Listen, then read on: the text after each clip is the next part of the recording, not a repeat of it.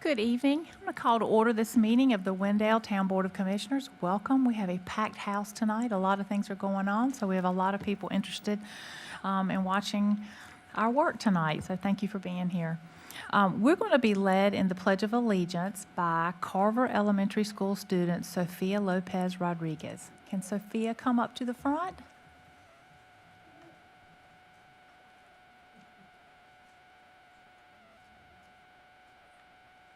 What a sweet new friend. I'm so happy to meet her tonight. Sophia Lopez Rodriguez is a third grade student at Carver Elementary School. She exemplifies integrity, perseverance, respect, and empathy. Last year during carpool dismissal, I got to know Sophia and her younger sister Camilla, who I also met tonight. This year, I worked with Sophia in math, and her confidence has really grown. This was submitted by her teacher, by the way. She perseveres when a lesson is challenging and never gives up. Sophia's respect for staff and peers is evident each day in all school settings. She is modest, loves her family, and shares stories with me about their accomplishments.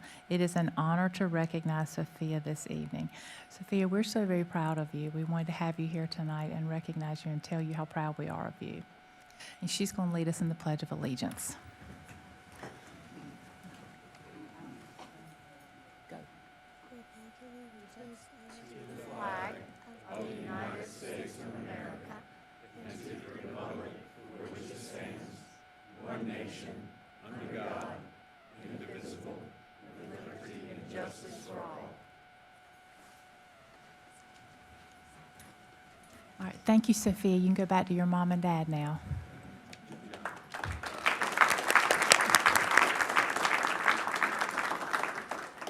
Our invocation tonight, we're going to hear from Ed Keegan of St. Eugene's Catholic Church. Good evening. Thank you so much for being with us. Thank you, Madam Mayor. Worthy Commissioners, it's my honor to lead you in prayer. Lord, grant that we may always allow ourselves to be guided by you, always follow your plans, and perfectly accomplish your holy will. Grant that in all things, great and small, today and all the days of our lives, we may do whatever you require of us. Help us respond to the slightest prompting of your grace so that we may be your worthy instruments for your honor. May your will be done. Amen. Thank you. You're welcome, Mayor. Are there any adjustments to the agenda tonight? Motion to approve the agenda. As adjusted, do we have an adjustment to add a closed session? Or do we need to say that? Is it already on there? Okay. So we have a motion to approve. All in favor? Aye. Okay, thank you. Public comment period. The public may participate in public comment in the following ways. You can sign up for public comment when you come in, right there in the vestibule at the door, and you have 3 minutes to speak, or you can submit written statements via email to the town clerk, and as long as they're received before 5 p.m. on the Friday before the meeting on Monday, they'll be read into the record for the length of 3 minutes. Quick reminder for public comment and when citizens' public comment that comes during our public hearings that we're going to have tonight. I will just go ahead and say it now. Public comment is not an opportunity for back and forth rules according to our rules of procedure, or back and forth conversations rather. So if you ask a question, you pose a question, and you have something that you'd like to know, no one's going to answer you right that moment. I do make notes, and I will try to connect you with appropriate staff if it's something that we can help you with, or we can direct you to someone who can help you if it's not something that we can help you. But it's not a back and forth. It's not a debate. There's no debate and conversation from the dais. Also, I realize a lot of you are very passionate about issues that are going to be before us tonight, and I appreciate that. There's a lot of things that I'm very passionate about as well, and everybody on this board, and so we certainly understand. But I want to just remind you about loud side conversations and outbursts, applause, things like that are not permitted. If I can hear you talking up here, you're talking too loud. So we need to use our manners and remember that, and I'm sure that you will. So tonight we have just a couple signed up for public comment, and the first is Beth Pugh Farrell.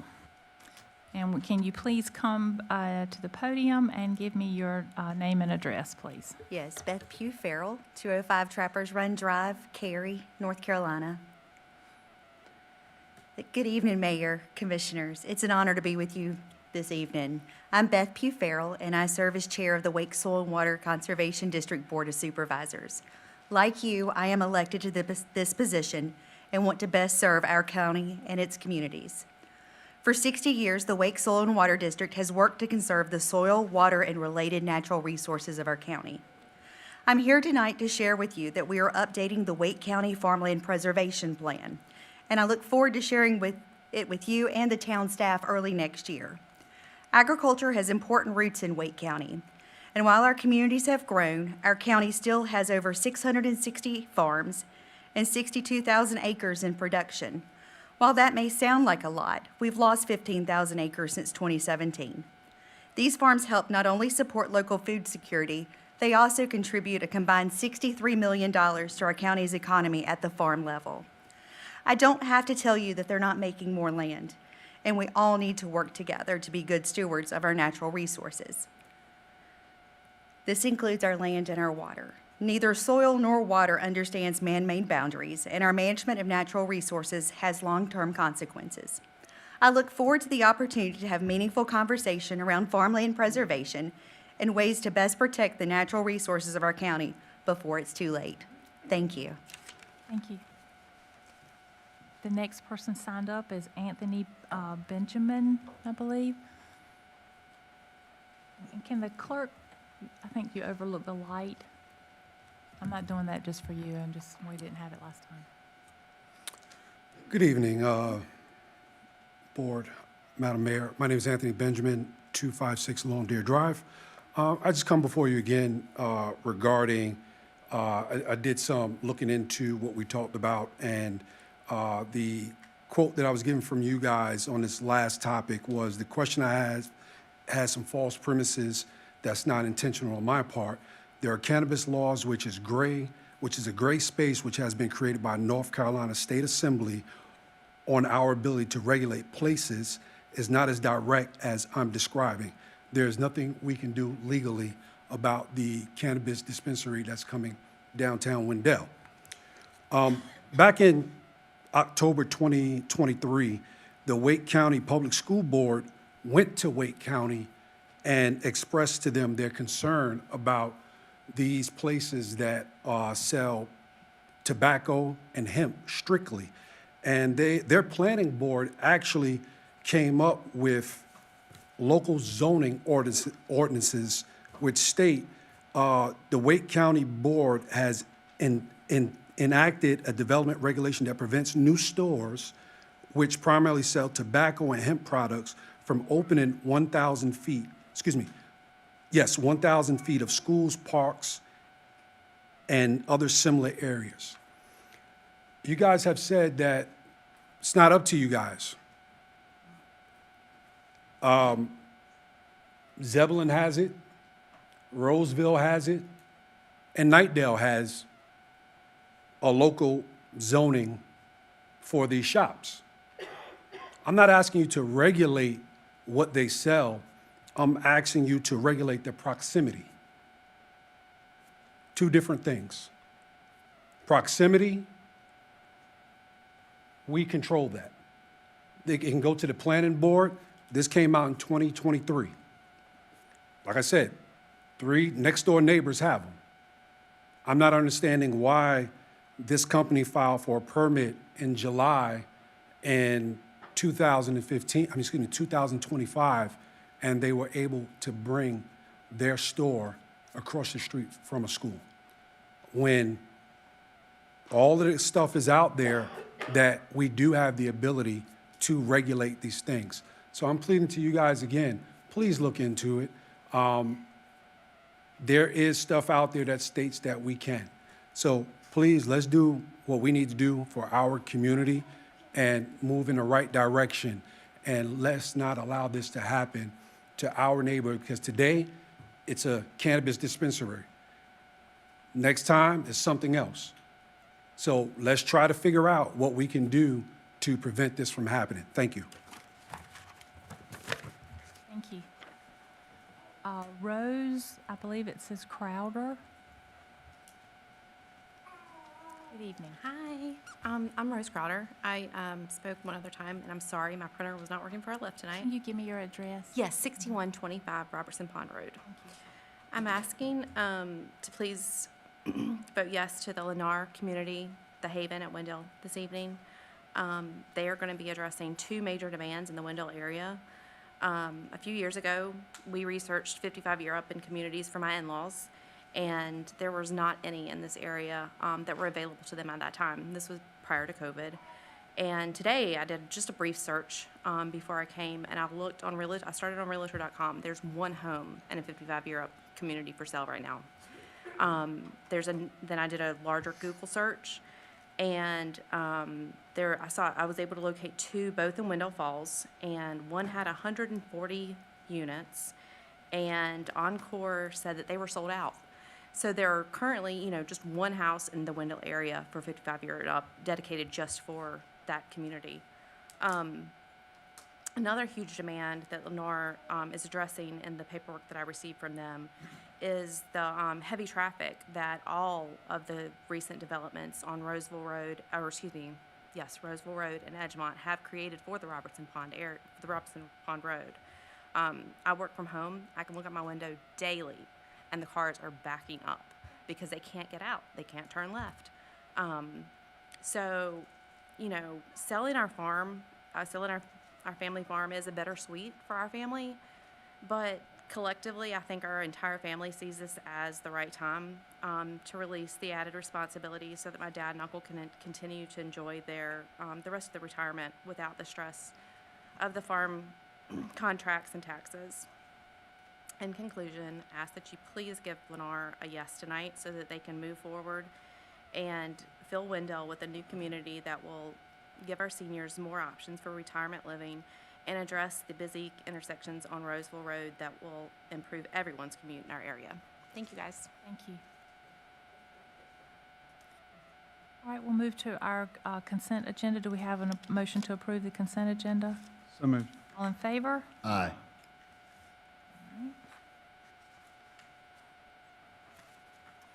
We'll move into section 4, our recognitions, reports, and presentations. Item 4A is the recognition of Carver Elementary School teacher, Miss Melissa Nelson. If Miss Nelson can come up to the podium. This was submitted by Ms. Merritt, the principal. Last year, without hesitation, I moved Ms. Nelson into a leadership role at Carver. She continues to serve as our intervention team facilitator and is doing an amazing job. She takes initiative and consistently leads her team and our staff with a passion that always puts students first. While Ms. Nelson is an advocate for student success, what really sets her apart is that she is also a strong advocate for teachers. Ms. Nelson is visible, approachable, and has a good pulse on what is happening in our classrooms. She uses this insight to advocate for teacher support as well as student support. Ms. Nelson does a very good job analyzing student data with our intervention team, teachers, and parents to design the best path to close learning and social emotional gaps. As an intervention teacher, Ms. Nelson provides effective Tier 3 small group instruction, which often results in students gaining essential skills needed to be successful in their grade level content. As an intervention team facilitator, she provides consistent guidance and support to our intervention team and teachers across our total school environment to ensure the effective implementation of the MTSS process as we work together to make sure all of our students grow and achieve at high levels. And these other comments were submitted from staff. Ms. Nelson plays a vital role in supporting our students every day. She works with teachers to provide steady, effective support in managing student behavior. She leads the development of the PTR plans and partners closely with teachers to ensure they are implemented with consistency and care. We are grateful for her expertise, her dedication, and the positive impact she has on our entire school community. The next one says, Ms. Nelson is a conscientious and well-organized instructor. She regularly gives of her personal time in order to meet the needs of others. She is dedicated and devoted to our school and our students. The next one says, Ms. Nelson has gone above and beyond her work, consistently demonstrating dedication, compassion, and excellence in everything she does. Her positive spirit and commitment make a lasting impact on our students and staff. The next, Ms. Nelson is always jumping in with ideas and solutions, eager to give all of our students the best chance. The next, Ms. Nelson is passionate about serving students. She actively takes a role in digging deeper to determine the needs of the students that she serves. In our school setting, Ms. Nelson will consistently check on teachers and offer to cover classrooms for breaks. And the last, Ms. Nelson's work effort, dedication, and commitment to our school goals is unmatched, and we are very grateful to have her as a member of the Carver team.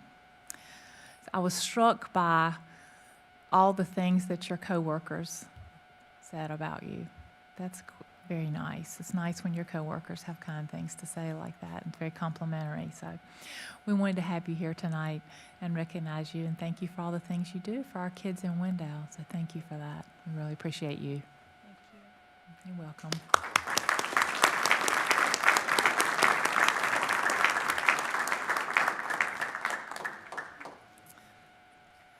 All right, item 4B is a proclamation thanking Mayor Pro Tem Jason Joyner for his service on the Town of Wendell Town Board of Commissioners. I'm going to read the proclamation, and then we're going to have a moment to take some photos. Whereas Jason Joyner served the Town of Wendell as Commissioner from 2015 through 2025 and served as Mayor Pro Tem from 2021 to 2025, and whereas Jason Joyner has put forth substantial effort toward improving the quality of life for the citizens of the Town of Wendell, and whereas Jason Joyner has supported the Town Board in the adoption of the Town of Wendell Strategic Plan, opening of a new town hall, and the betterment of working conditions and benefits for town employees, among many other initiatives that have benefited the community. And whereas Jason Joyner has served unselfishly in his capacity for the good of the Town of Wendell, making sacrifices in his personal and family ties, now therefore be it resolved by Mayor Virginia Gray and the Wendell Board of Commissioners that Jason Joyner is hereby officially commended on behalf of the citizens of Wendell for valuable service rendered to the Town of Wendell, duly proclaimed this the 24th day of November 2025 while in regular session, and it's signed by me. So, Commissioner Joyner, if you'll come over here, we'll get some pictures.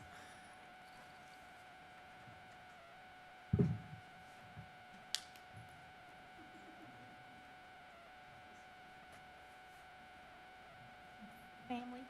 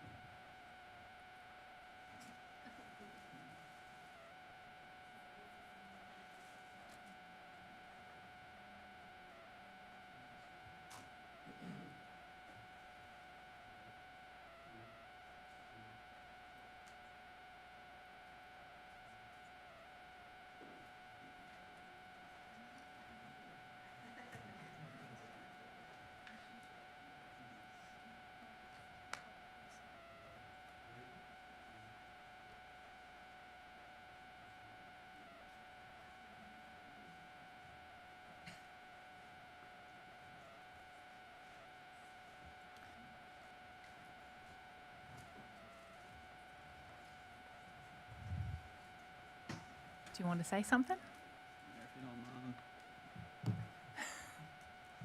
It's the first time the mayor's ever actually asked me that. Like, It's not true. not true, but Good reason. she's going to give it to me. Thank you, Mayor. I appreciate that, and I would be starting in the wrong place if I didn't start by thanking you for casting that third vote 10 years ago. I have gotten to grow and grow up in front of the town's eyes in a lot of ways, but I know specifically in yours, you got to Sometimes bang your head against the wall as we went through the maturing process together, but I will forever be grateful for the way you treated me.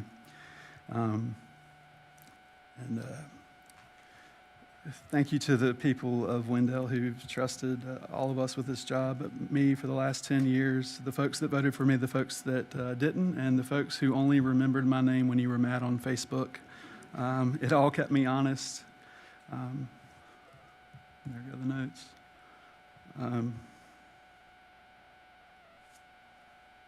knew this was going to happen. I told EK it was going to happen, that my fingers would just hit the notes.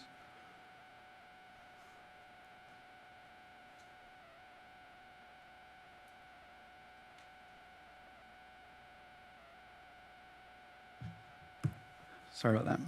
Take your time, you have the floor. Thank you. Thank you for the folks in Wendell that have given us all this honor. And thank you to town staff. You folks show up, and you show up a couple of times a year. You show up when it impacts you. Our staff shows up every day.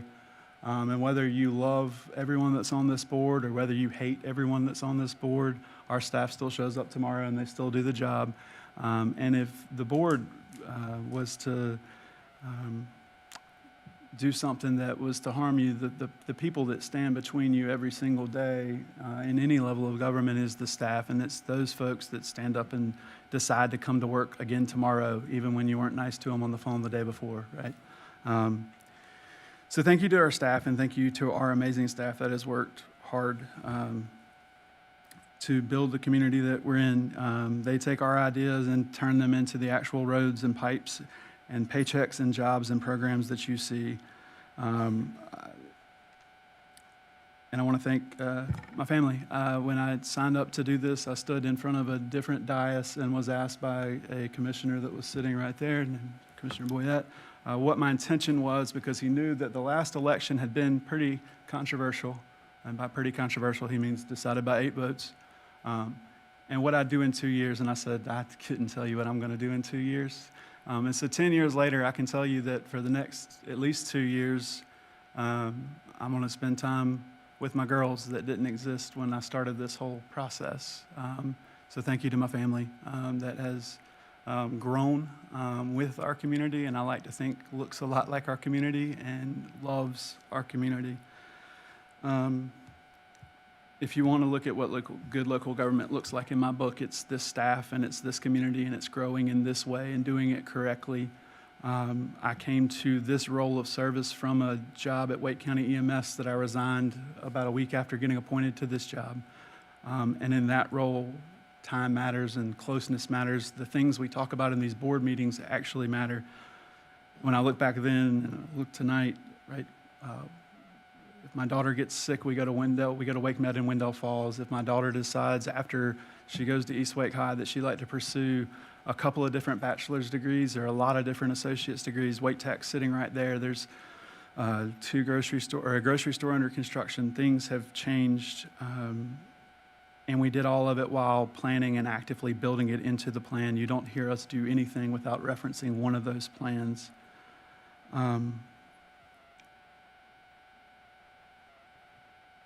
Say all that to say, this is the sermon part of the sermon. We're living in a time when politics in this country has become part sport and part reality show. In just the last several months, we've watched the likes of Tom Tillis and Marjorie Taylor Greene decide that they'd walk out the same door from the same party and the same national politics. Two folks with very different styles have resigned from the same Congress, both citing toxic and impossible jobs. Those two people couldn't be more ideologically different in my mind, but they're walking out of the same field. And I have to note for a time period, not that they're walking away because of the tone and tenor of how we speak to each other. It's about how we talk to each other. National politics has turned into performance art, tribal, conspiracy-soaked, us versus them, on the other side entertainment. And if we're not extremely careful, that national politics that we watch on TV and see through social media will infect local places that we love. I can assure you local government cannot survive every zoning case, every budget vote, and every public hearing becoming another battle for the soul of America. Sometimes questions are just where the ditch should be, or how many people should be there, or whether the turn lane gets built before or after the 500th house. Those aren't wars, they're problems. They're problems that we need to fix collectively and solve collectively. And they're supposed to be solved by adults in the room with limited money and competing priorities and a budget and a long-term plan who all have an intention of sitting beside each other in church on Sunday. That's the way that we've done it since the beginning, and that's the way that we will continue to do it if we want to do it well. If everything is a conspiracy and nothing is a conversation, if everyone you disagree with is the enemy, I can assure you, you will never again have a neighbor. You will only have enemies and only have targets. I've seen this close up, and I think Commissioner Lutz and I talked about how it's kind of apropos that this ends with yet another evening of a late night. And since we don't always get the time to respond to comments, I want to settle one of those, that we don't listen. I've heard it said at different points in every election I've ever been a part of, they don't listen. I've been up here for 10 years, and I've missed a couple of meetings, but I've sat through hours of public comment where people agreed with me, where they disagreed with me. Sometimes they question my motives, and well, a lot of times they question my motives, and sometimes they question like my general ability to function in life. I can assure you that even though I didn't always like hearing it, I listened to it. Listening doesn't mean that I always vote the way you want. What it means is that I listen, I look at what you've shared with me, what I believe, what the law is, what the budget is, what the long-range plan is, and what's best for the whole town. And then I make that decision. What worries me, and I'm going to say it plainly, is that we have folks come stand at that podium and wave their arms and say, "You're not listening, I haven't been heard, you're not listening." My cell phone number is 252-904-4381. It has not changed since I was 14 years old and has been printed on the town website for the past 10 years. If you couldn't get in touch with me, it's not a me problem. Holding people to unrealistic standards because it impacts you one time is not a way to live in a community that you want to see the person the next day. And I'll close my sermon with this. There's a lot of folks that have passed a lot of wisdom on to me, and most of them have more gray hair than I do. But I'm grateful and appreciative for the folks in this community that have poured their time and their knowledge and their care into my life. It's members of the staff, it's members of the board, but it's members of the community. When I'd ask very specific questions, sometimes I get very vague answers. One of those came from one of Mayor Jones's friends, Rufus Edmonston, and he comes back to this all the time, and he says it if you ever hear him talk in most of his comments. Now, he goes back to Micah 6:8, but what else is required of you but to do justice, love mercy, and walk humbly with your God? So I'd ask that moving forward, the new board continue to be committed to doing that. Do justice in a town is not about grand gestures. It's about the truths and trade-offs. If we want 24-hour emergency departments, then we have to have growth that helps support it. Loving mercy is about how we treat each other when we're mad. It means separating disagreement from disrespect. It means getting back to the place where I can say I disagree with you on that vote, but I want to talk to you about it tomorrow. And walking humbly is the hardest thing in politics, and personally for me, it is rewarding the people that do the work, not the ones that do the performance, not the ones that show up at the last minute, but the ones that do the actual work, and protecting them and walking humbly with them. Humility is a curious thing, but it looks a lot like leadership when you do it quietly. So with that, Madam Mayor, I'd say that it's been the highest honor of my life to get to listen and talk to the folks of Wendell and to watch my family bloom, grow, and fall in love with this place. I'm not going far, and I will be here anytime any of you call and tell me that you absolutely need me to do something. I will be there. And anytime anybody from the public calls, I'll pick up the phone. But thank you so much. And I preach, but it's only because I care. Thank you. Thank you.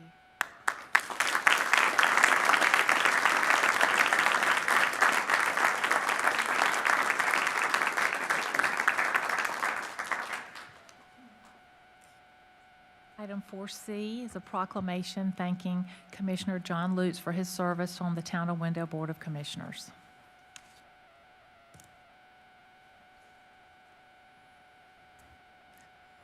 Whereas John Lutz served the Town of Wendell as Commissioner from 2013 through 2025 and served as Mayor Pro Tem from 2015 to 2019. And whereas John Lutz has put forth substantial effort toward improving the quality of life of the citizens of the Town of Wendell. And whereas John Lutz has supported the Town Board in the adoption of the Town of Wendell Strategic Plan, opening of a new town hall, and the betterment of working conditions and benefits for town employees, among many other initiatives that have benefited the community. And whereas John Lutz has served unselfishly in his capacity for the good of the Town of Wendell, making sacrifices in his personal and family ties, now therefore be it resolved by Mayor Virginia Gray and the Wendell Board of Commissioners that John Lutz is hereby officially commended on behalf of the citizens of Wendell for valuable service rendered to the Town of Wendell, duly proclaimed this the 24th day of November 2025 while in regular session. And it's signed by me. So, Commissioner Lutz, let's take a picture.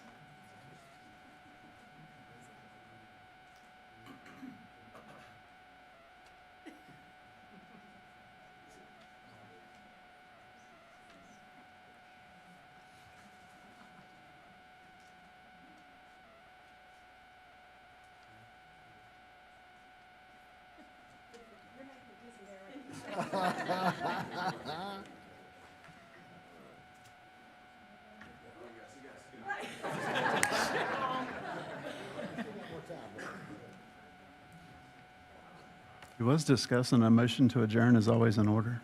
So, is there something you'd like to say, Commissioner Yeah, Lutz? just, if you don't mind. mind. So just, first off, I just kind of like to thank my family first off. When I came to Janelle and told her that I kind of had this idea of doing this, she kind of chuckled. And then the next day, she handed me our positive pregnancy test. So for our second kid. So I knew this was coming at a time in which I'm sure she was thinking, like, what are we doing? But from the get-go, you just kind of stood by me, and you've kind of supported me, and you've covered homework nights and trips and weekends when I've been here, board retreats and Monday nights. And so I'm eternally grateful for you for that. And just kind of going along with my madness and appreciating just sometimes when I know it's been times when you feel like you want to do things, and I'm just like, let's just hold on a second. And then, so I'm thankful for you for that. And the kiddos, Kate, you weren't even here when I started this, and now look at you. Everybody look at her. She's so embarrassed right now. This is my joy as a dad now, so I'm looking forward to doing this more and more. It's embarrassing both of my kids. So thanks so much to you guys. Thanks so much to the citizens who supported me through running through campaigns and asking for support, and those who've kind of just stopped me and spoken to me and who've expressed just their appreciation. I'm so thankful for everything that you guys have done and all the support I've gotten from y'all over the years. And town staff, I know Commissioner Jordan hit on this, but I was very, very just a ignorant citizen when I started as far as learning about the town. And I feel like this is a great learning experience for anybody who wants to know about how a town works is get in here and get in the weeds, because it has been amazing. It's so impressive to see how town staff works on a daily basis and the things they have to do and the things they look at and the things they're thinking about and planning about. And yes, I feel like as a town board, we have given direction, but I feel like as a town staff, there's so many things that they do behind the scenes that when it happens, I kind of laugh, say I'm the last to know things because I feel like so much of them is doing work, and then we get the joys of and the benefits of seeing in the end. So, so I'm so thankful for just having a great town staff. I agree with Commissioner Joyner. I think we have a fantastic staff, Public Works, Parks, Police, town admin, planning. Everybody just does a fantastic job. And I'm thankful for my commissioners up here, those who are here tonight, those who have been here with me in the past before, for always kind of working together as a group, and I'm so thankful for that. If we haven't agreed on something, it's been okay. We've kind of still had, I think, the overall good of the town in our hearts and our minds and our thoughts. So we've always remained civil and talked together, and I'm so thankful for that too. So just kind of going forward, I did this to serve. I hope we all can appreciate that people up here are serving, and that I hope that, that just as citizens, if this is not the spot you want to be in, there's still other ways of serving. There's other organizations that appreciate service and stuff. And so I think at the core of anything, that service is important for our town, and looking out for each other is important. And so I just encourage, no matter what happens going forward, no matter how big this town grows, no matter how great this town gets, that we continue to look out for each other and realize that we're united in that, and that and that's just what it comes down to, the most important thing. So, thank you. That's all. You didn't embarrass Rhett. Yeah, he's kind of immune to it at this point. But I just didn't want you to leave him out. I'm yeah, just making yeah. sure So about you. he's immune to it, mentioned. so Okay, he's okay. earned his stripes here. Thank you. All right. All right, good.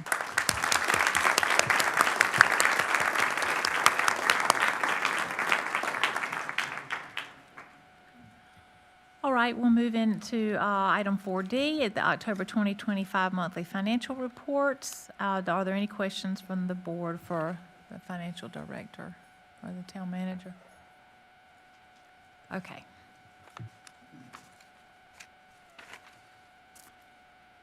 All right, we'll move to section 5. Actually, you know what? Let's take a 10-minute recess. I forgot, I got a request.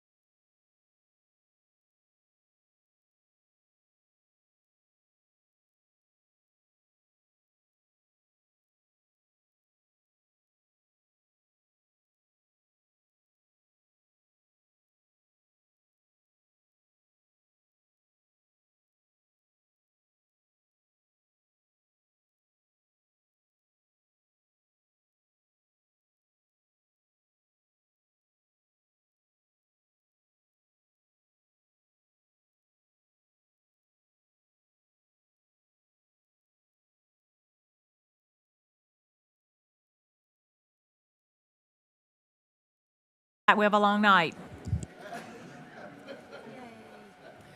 All right, item 5A is a public hearing to annex and rezone approximately 304.06 acres from Wake County residential districts R20, R30, and R40 to the town of Wendell Residential 7 Conditional District to create Haven at Wendell subdivision.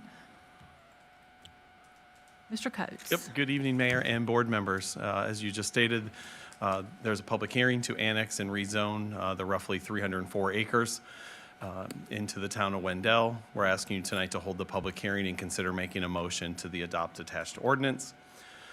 Just to give you a little background on this, the Weathers Landing rezoning was heard by the town board on June 9th, 2025. The submittal at that time contained 931 units. Rezoning was denied. On July 14th, 2025, the applicant asked for and was granted a rehearing by the Board of Commissioners. Now the project has been renamed Haven at Wendell. Subdivision contains 793 units and is proposed as a 55-plus community. So for tonight, I'm not going to re-go over every single zoning condition, only those that have been adjusted or changed, and give you updates to the project. The applicant team does have a PowerPoint for you as well, and I know there's public here ready to give you comments. So we'll get started. Location of the project has not changed. All the acres, all the same parcels. In this case, you can see the current plans. Everything is single-family homes except the lightish pink area on the western side of Rollsville Road. There's some townhomes. And there's the overall map of the project. It is just north of our current city limits, nearby the Glennon project, and then Wake Tech and some other projects just on the other south side of the interstate. Lot dimensions, all the lot proposed dimensions meet our residential 7 zoning condition district. Zoning conditions, I'm just going to go over those that have changed. All of the conditions are in your packet.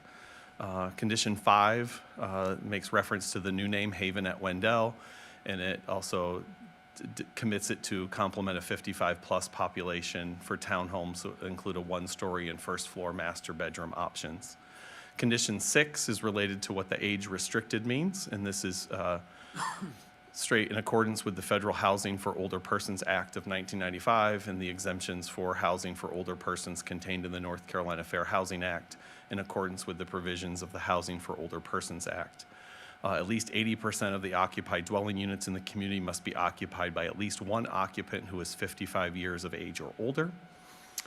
B, that the housing community will publish policies and procedures that demonstrate its intent to comply with the Housing for Older Persons Act. C, that the community complies with the rules issued by the Department of Housing and Urban Development, HUD, for verification and occupancy requirements. We do have one section of Wendell Falls that is a 55 and older community called Encore that has been built and is part of the Wendell Falls community. Condition 7, overall residential density for the portion of the conditional district located north of Davistown Road shall not exceed 2 units per acre, maximum of 104 residential units. To the extent areas of the conditional district located north of Davistown are used by the town of Wendell for non-residential purposes, such areas shall still count toward the overall acreage for purpose of the 2 units per acre calculation. Condition 9, the developer will install a 6-foot privacy fence. You can see the different parcels and pins and description there. The fence commitment shall not apply with any riparian buffer, jurisdictional wetland, dedicated right-of-way, or within any utility easement as shown on the approved plans. Condition 10, the following enhanced buffers shall apply. You can see those there. They did adjust some buffers throughout the project. The custom 30-foot perimeter buffer, you can see the canopy and shrubs and trees per the footage there recommended. Where possible, perimeter buffers will use existing vegetation to satisfy buffer requirements. New plantings may supplement existing vegetation. Go over condition 11. In order to provide enhanced screening, a 30-foot wide custom perimeter buffer will be provided along the site's frontage of Weathers Road in lieu of the town's standard 10-foot street yard buffer. Condition 12, all stormwater control measures along Rollsville Road will be screened from Rollsville Road by a minimum 20-foot type B buffer. Existing vegetation may be used to satisfy this requirement. Condition 13, neighborhood entrance signage within Haven at Wendell may have up to 50 square feet per sign face instead of 36. Dimensional standards, that condition did get adjusted for the rear setback by 5 feet. And the townhome lots previously said minimum lot size of 2,000 square feet.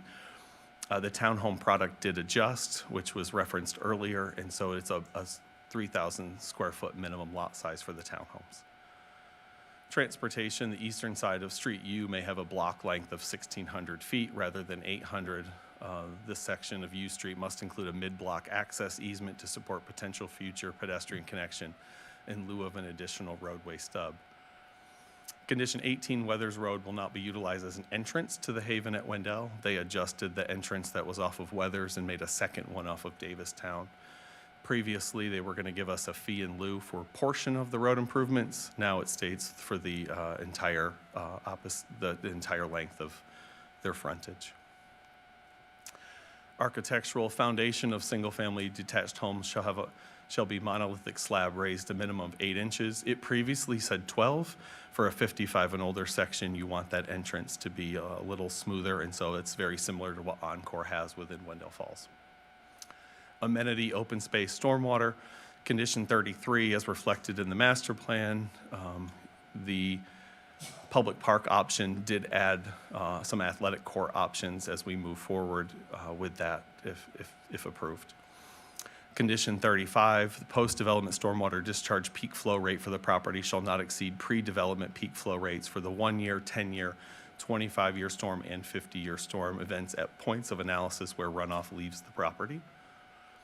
Condition 36, the proposed primary stormwater control measured labeled as SCMB on the master plan, that outlets to the adjacent parcel with the PIN number there in the deed and book and page, shall be constructed wetland that meets Town of Wendell and NCDEQ requirements. This constructed wetland shall be designed such that the post-stormwater discharge flow rate for the property shall not exceed in those same year spans as previously mentioned.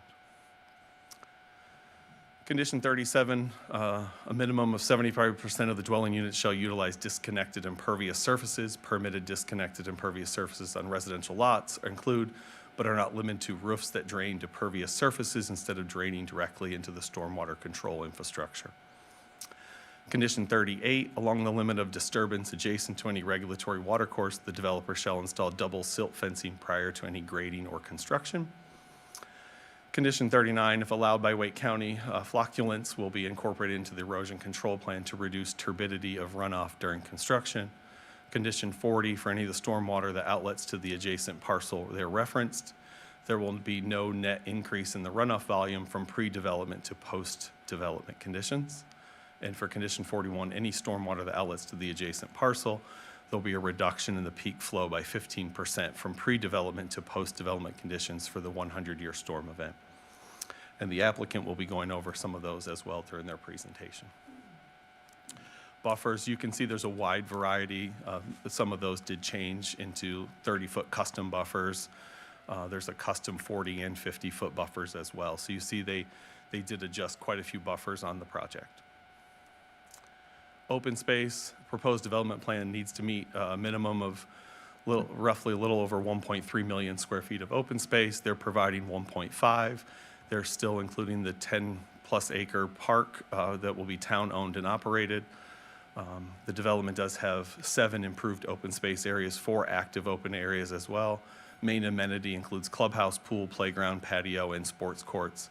Improved open space includes athletic fields, cornhole, playground, gazebo, natural play area, dog park, walkways, and benches.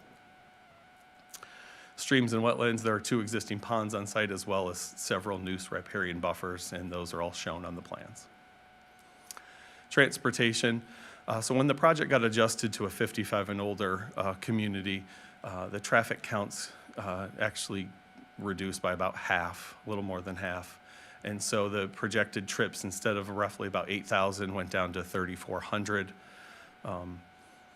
And there were no changes in TIA improvements with that reduction. They did not ask to reduce any of the off-site improvements or the site requirements. So the TIA stayed all the same slides as before. So phasing, the plan does show 7 phases. The infrastructure in all those phases, as well as the open space, is all defined. Comp plan, the area north of Davistown is classified as low-density estate, up to 2 units per acre, which was the adjustment they made on the plans. Medium residential 1 is the majority of the site, and that is 2 to 4 dwelling units per acre. They are still proposing some townhomes on the western side. They did convert some of that western side of Rollsville Road into single-family homes. Overall density is a little over 2.6. The development, as I mentioned earlier, contains 718 single-family homes and 75 townhomes. At your previous meeting, we did most recently have a rezoning for some land along Keith's Road for an industrial park innovation district. Those townhomes do abut some of that area that we classify as innovation district. It could be considered that the transition from an industrial park to some townhomes to single family provides that land use transition at times. Statement of plan consistency. Any recommended change to the zoning map should be accompanied by a statement explaining how the change is or is not consistent. The plans are partially, mostly consistent. Only the townhome portion is not consistent. Development plan could be considered reasonable as assists with some town goals. Neighborhood and housing, diversify housing to appeal to different groups, age, income, lifestyle preference, and family situations. Green space and greenways, increase public access to outdoors, open space, nature, and including through the existing expansion of Wendell's rec system. Their plans do have over 4,000 4,000 linear feet of what will be a public greenway going through the project. Greenway space, Greenways G1.2, implement the 2019 Parks and Rec Master Plan by creating more green space and connections. They are still proposing to dedicate a 10-acre park, construct it, and dedicate it to the town of Wendell. And then green space, greenways provide equitable access to comparable amenities. The amenities and with the public greenway and the public park are available for our residents to enjoy. Neighborhood meeting, they did hold an additional meeting in October, so they held 4 for the project during the review process. TRC has finished their review. Staff's comment, the proposed development is mostly consistent with the Wendell Comprehensive Blueprint Wendell 2030 and can be considered reasonable since it fulfills goals of the comp plan, as well as provides a transition between the land classified as innovation to townhomes to single family before going outside the town's urban service area. For these reasons, staff is recommending approval. As I mentioned earlier, the applicant is here with their PowerPoint, and we can field any questions you have. All right, let's open the public hearing. Anything from the board? All right, we'll hear from the applicant.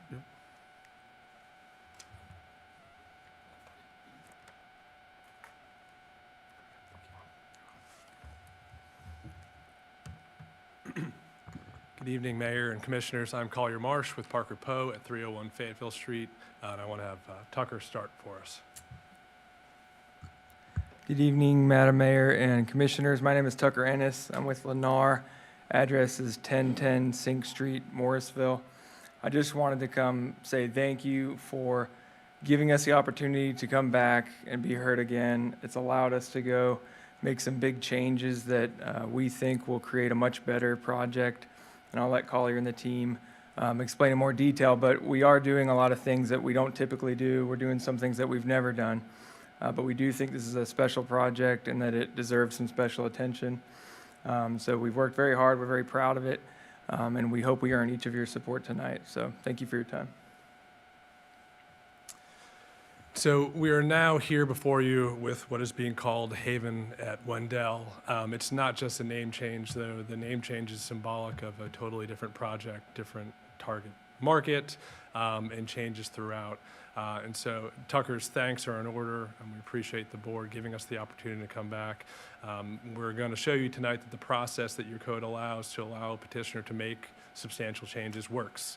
And it allows for better dialogue. So thank you to the board for that, for staff, for working with us and being patient with us. We've probably pestered them more than we'd like to admit to get to this point, but I think it was worthwhile. And then the last thanks is to the community, to the neighbors. Having sat through some of the hearings, just the willingness to meet with us, the friendly folks that we've been able to work with, I didn't think was possible to have the discussions that we had We sat through those long meetings, but then we found ourselves in folks' kitchens, sitting around a table, looking at plans, making changes, listening to feedback, getting both positive and negative responses and working through it, and finding just a willing audience that I think we, as a team, maybe underestimated, but it's been for the better, and so thank you to all of you that worked with us.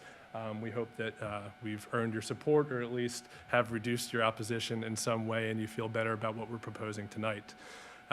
We've covered so many of these details already. There's so much we want to tell you, but I'm going to spare you a lot of the original stuff and try and get to the changes here. And so just kind of moving on, I know we've hit the comprehensive plan a bunch of times over. The only points I want to cover here are, we were originally inconsistent to a degree with that low-density residential section, the furthest point to the north, because that calls for 2 units per acre or less. We have less than 2 units per acre in that section. It is a reduction in density that's noticeable.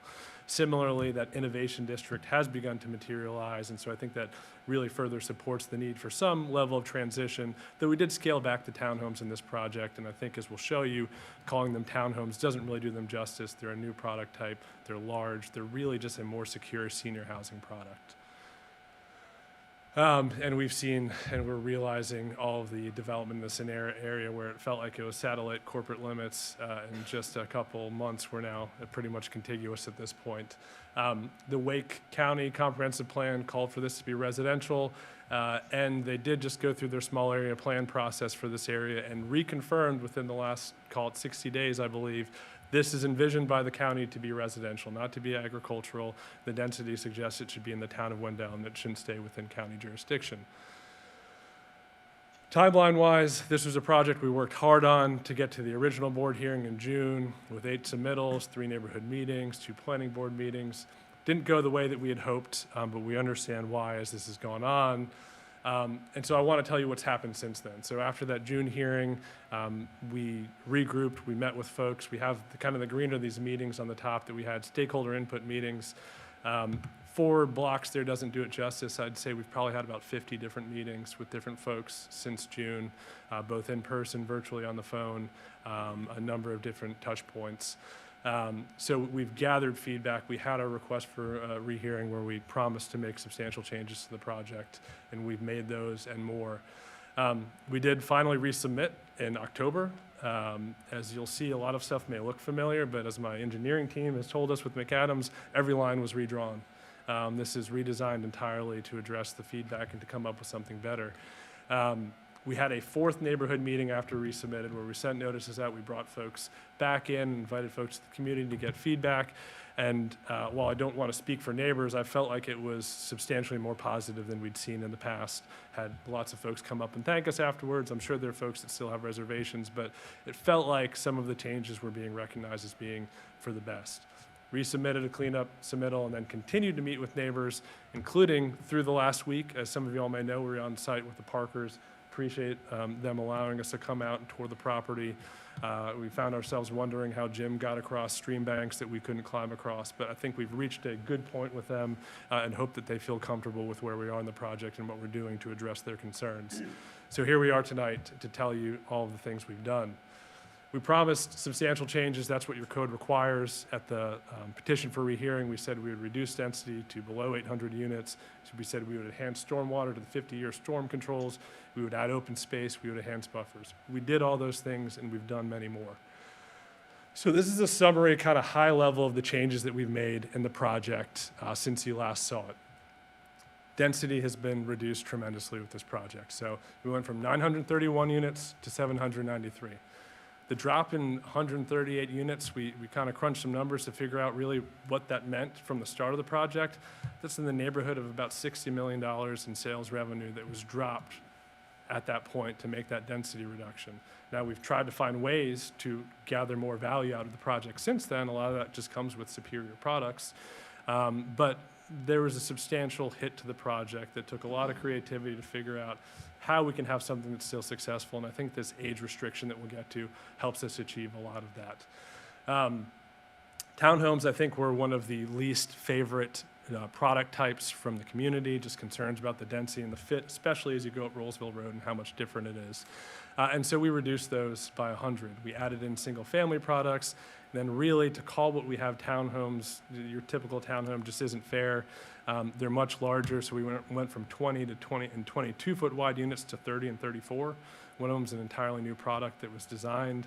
These are really just single-family, first-floor living houses, but folks sometimes want a little more security in a senior community, and so having a neighbor with a shared wall goes a long way.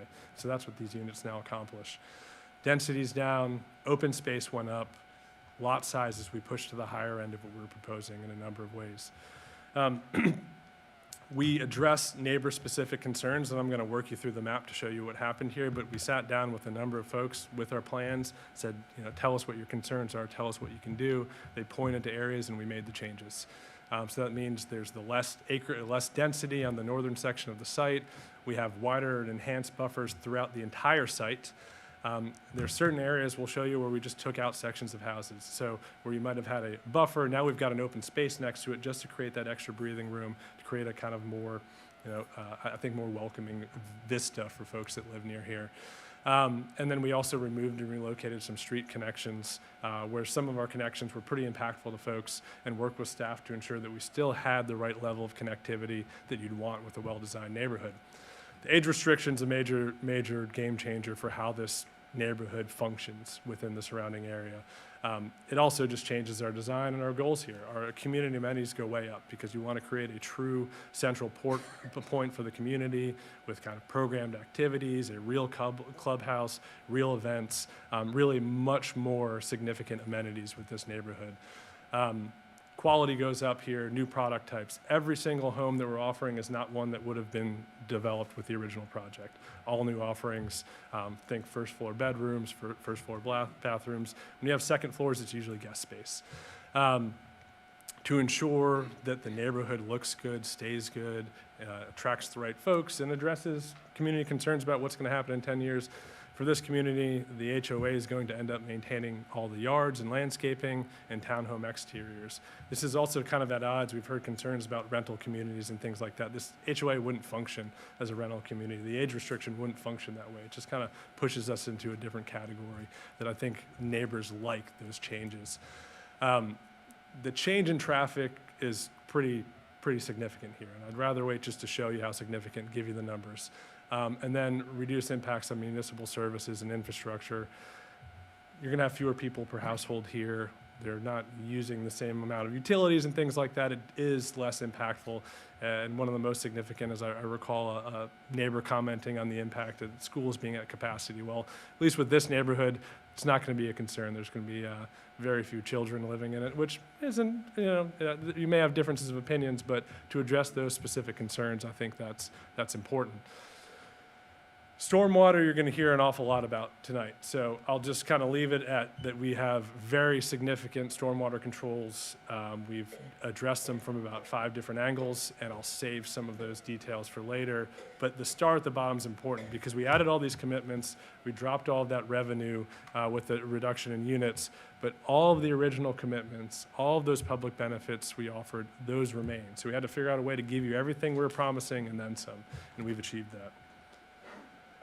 Original project overview, we're familiar with it. I'm not going to go through that again, but I do want to at least kind of look back at that original site plan just to say one point, which is there are aspects of this site that are going to dictate any development. So some of these points are fixed, whether it's street connections, whether it's slopes and where homes are going to go, whether it's connections to different areas.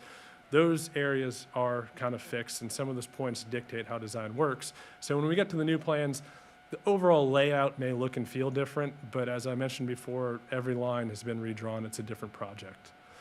So how have we changed it? It's still R7, but it's age restricted now. 55+ community. We've got single family homes, townhomes. We'd prefer to call them patio homes or villas. It sounds better, but it is different. It is different what we're proposing here. Density is down to 2.65 units per acre. Units are down. Open space is up. Up to now 133.6 acres, 44% of the site. That's open space and common area. The UDO, defines open space with certain dimensions. That calculation does take into account just the other areas that are outside of lots and right of way. But that amount of space is significant because when we have stormwater concerns, these areas are pervious. Water is getting infiltrated. Reducing homes is reducing the impervious surfaces. So this all kind of ties into a better project to address other concerns. We've kept our commitment for a public park. We've actually added a commitment to add another section of the site that we'll show you. It's about 3.2 acres for a future town use. And there's an area that stuck out to us as having some potential additional use. We heard comments about maybe there'd be a need for a fire station in the future, or maybe there's another town use. So our proposal is just to set that aside, dedicate it to the town. That can be decided at a later date. Our pocket parks, our amenities, as I said, it gets improved with this project. We go from 10 acres to 12.4. The Greenway connection remains. Stormwater, again, you're going to hear a lot about it. It's gone way up. And it's gone up in ways that we haven't done before. Conditions now went from 31 to 41.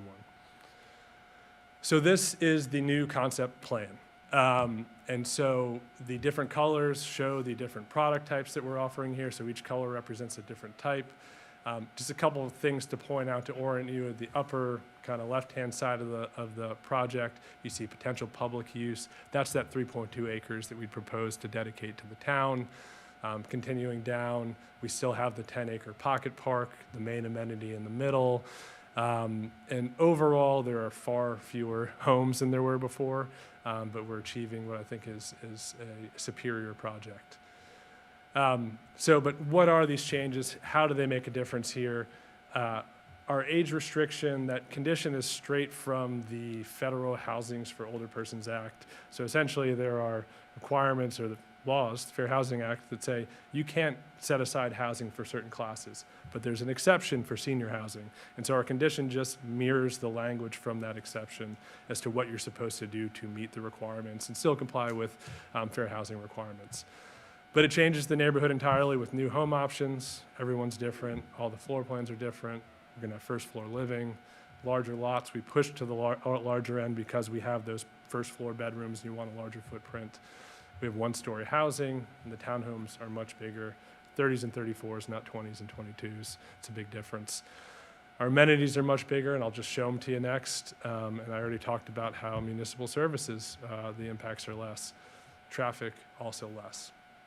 So just want to show you some of the product types. These are different, but we think they're nice. We hope that they are well desired in the marketplace. Townhomes, to show you that first floor, single-story option.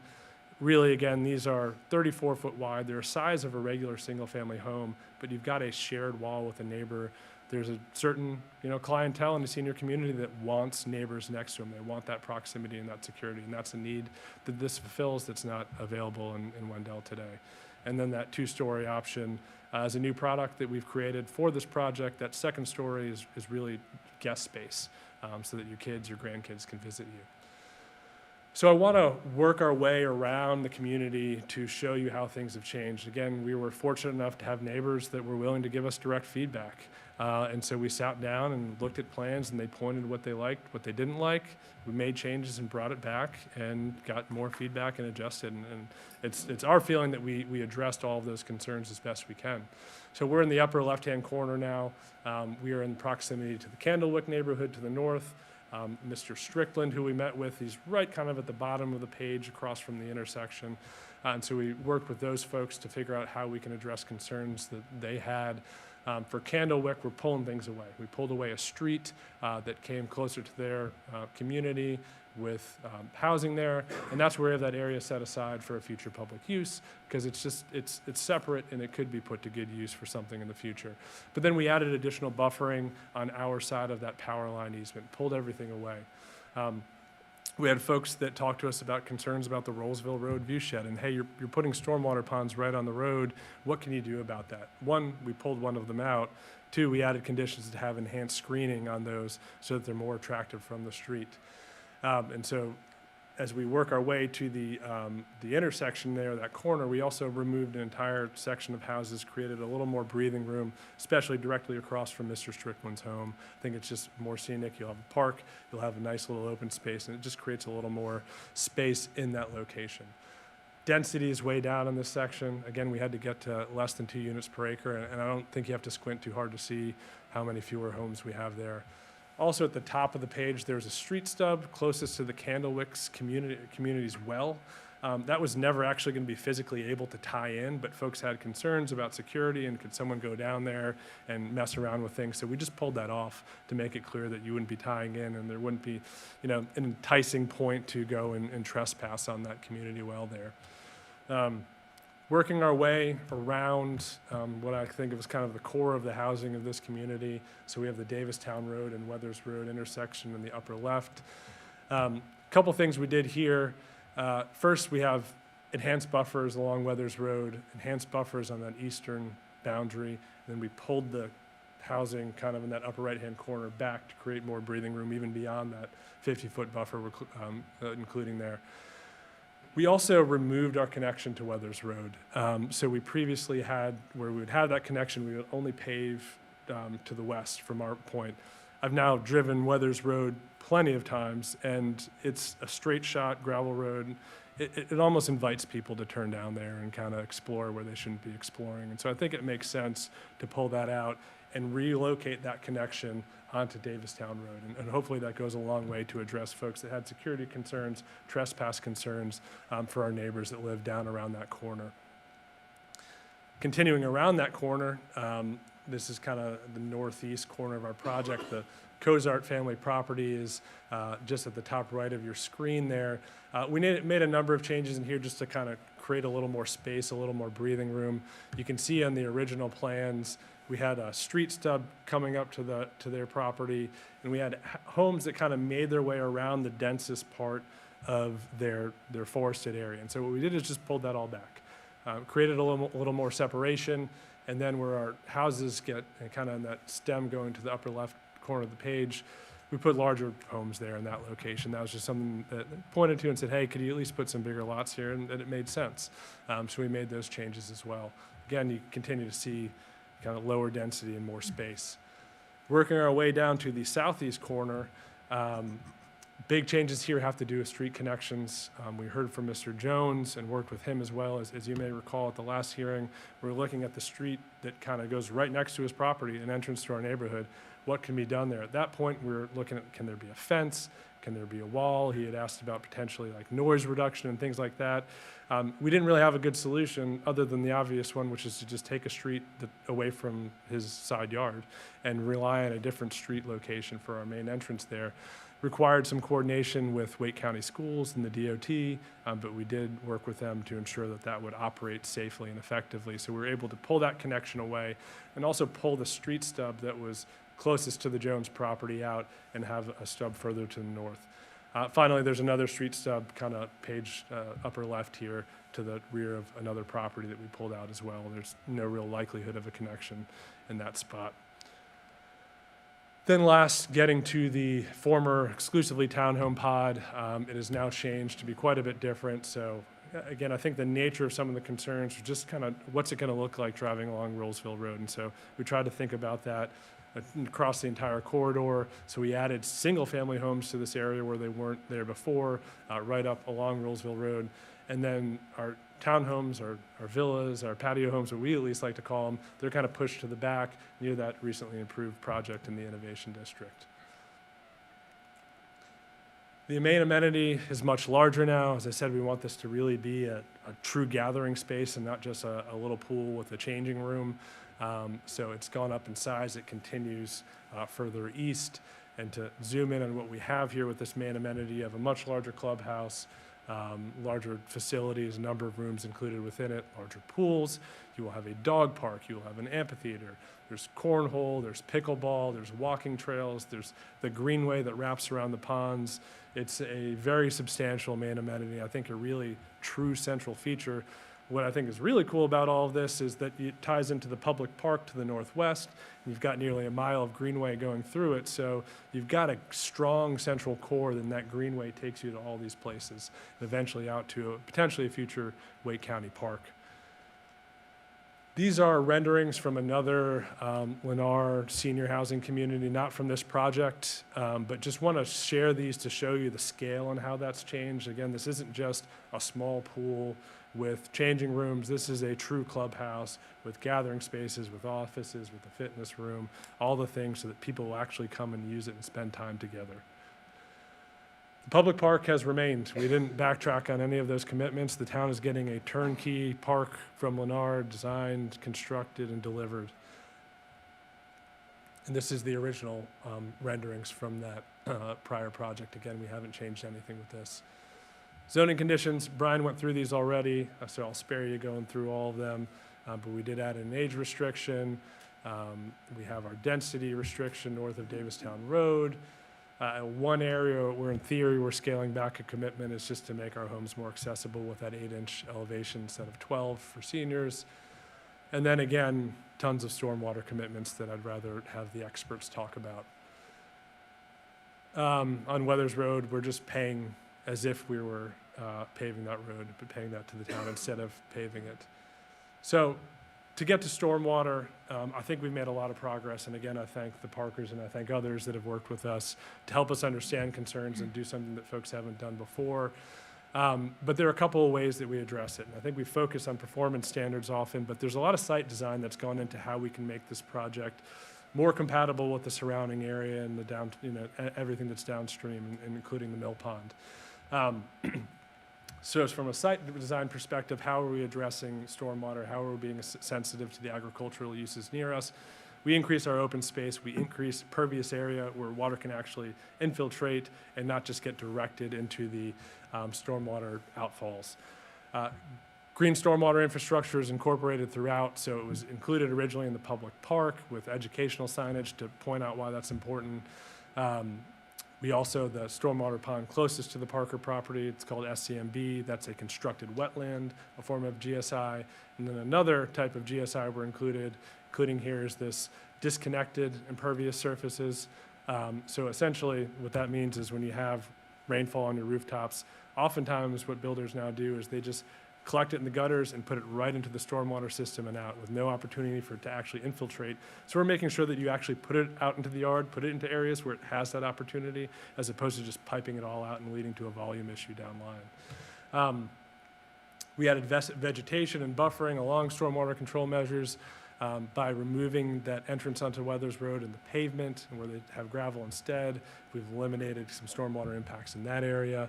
And our buffers are increased throughout. And again, that density reduction naturally leads to more pervious area and reduced impacts. Performance standards wise, we committed at the rehearing to get up to the 50-year storm for everything, for all the stormwater ponds. For the stormwater control measure closest to the Parker property, the Cozarts, the Griffins, and all of those neighbors there, that has to be a constructed wetland, again, GSI. Detention is how everything's measured in the town's code and all the jurisdictions around here. It must attain up to the 100-year storm. But through working with the Parker's engineer, Chris Bass, about looking at things differently, we also have added controls related to volume up to the 100-year storm, and I'll have experts explain what that means, and reducing peak flow. So it's our way through measurements that aren't typically used to say that with this project, it can actually be better with this project than conditions are today. Talked about the disconnected impervious surface. Again, working with Chris Bass, talked about also having construction type improvements to reduce sediment runoff during construction. So we're having double silt fencing during construction, again, adding another barrier, and also incorporating flocculants, which essentially capture suspended solids in water and settle them to the bottom to avoid a bunch of sediment running off into neighboring properties during construction. So those were commitments added based on his input. Just want to compare what we're doing here real quick to what's done in other jurisdictions in the area. Again, the only measures that jurisdictions in the surrounding area use for stormwater is detention. What are you detaining to? What are you holding and then releasing? And so Wendell, the requirement's 1 year, Raleigh's 2 and 10, Wake 1, Zebulon 1, Knightdale up to 10, Garner gets up to 25, but then Rollsville 1, Wake Forest 1 and 10. For us, everything's detained up to the 50. SCMB is 100, and then we've added those other different measurements that address different aspects of stormwater control. So I do want the experts to at least explain why that is meaningful, and so I'll have Josh Shin come up and cover that. Good evening, Mayor and Commissioners. My name is Josh Shin, 3601 South Point Drive, Apex. I'm the Stormwater Practice Lead at McAdams, and I'm here to talk a little more about the additional stormwater zoning commitments we've made. So as Collier mentioned, all points of analysis throughout the site are going above and beyond with additional detention requirements. And the way we have to achieve that on site is by dedicating more space to stormwater treatment. The stormwater control measures do need more volume to accomplish that. So by committing to those additional storms, we're reducing or matching the flow rates for all those storm events to the pre-development rates by having more volume stored on the site. But as Collier mentioned, we did take the opportunity to meet with the Parkers and their engineer, Chris Bass, walk the site and really understand their concerns. That point of analysis in particular, given the proximity of their homes and some existing concerns they have with drainage issues, it became pretty obvious that that area needed additional considerations. So working with their engineer, we've gone and made some commitments, and one in particular would be the volume control, which is a very unique requirement or a commitment. It's very difficult to achieve, and it's going to provide a lot of benefits. So through the course of development, the thing that can be controlled most directly is the peak runoff rate, and we do that by collecting stormwater in the ponds and then releasing that volume slower. But through development, volume is increased. And the additional volume can have impacts downstream when there are existing concerns. So through working with the Parkers and understanding their concerns, we've gone to commit to volume control. So this means that not only are we going to control for peak flow rate, we're also going to make sure that the total volume that runs through their property is no greater than it is in the existing condition. So this will help mitigate concerns that were brought up about sedimentation, some flooding concerns, and erosion of the stream channels. In addition to just providing the 1, 2, 10, and 25-year 1, 10, 25, and 50-year detention, we're also providing 100-year detention and setting a requirement that not only would we be at the pre-development rate, but we would reduce it by 15%. So given some of the observations that they've had, we're doing that to further improve the drainage through those properties. Additionally, we are committing to a stormwater wetland, which provides additional nutrient and pollutant removals, given some of the downstream uses in that area. So as you all know, we are treating all of the proposed developments runoff through primary stormwater control measures. Additionally, there are some areas of existing off-site roadways that are currently untreated that will be directed to stormwater control measures proposed with this development. Just as a quick recap, stormwater control measures are these devices that provide treatment for both water quality, which are pollutants like TSS, total suspended solids, nitrogen, and phosphorus, as well as providing these volumes for detaining flows such that peaks that leave the site are no greater than the existing conditions. So again, as mentioned, by default, there's a 1-year requirement, and now we've gone up from to 10 and 25, but also to add 50-year across the board, and then again, at the Parkers property, a 15% reduction in the 100-year, as well as those volume control requirements.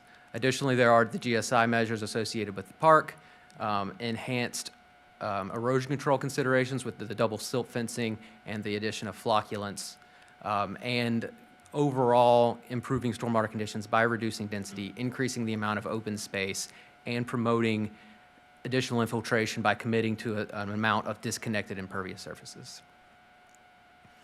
This map is just to demonstrate some of the drainage areas around the project to show that all of the proposed development will be directed to stormwater control measures, and additionally, there are areas of off-site that will be picked up in these stormwater systems and directed to those for treatment.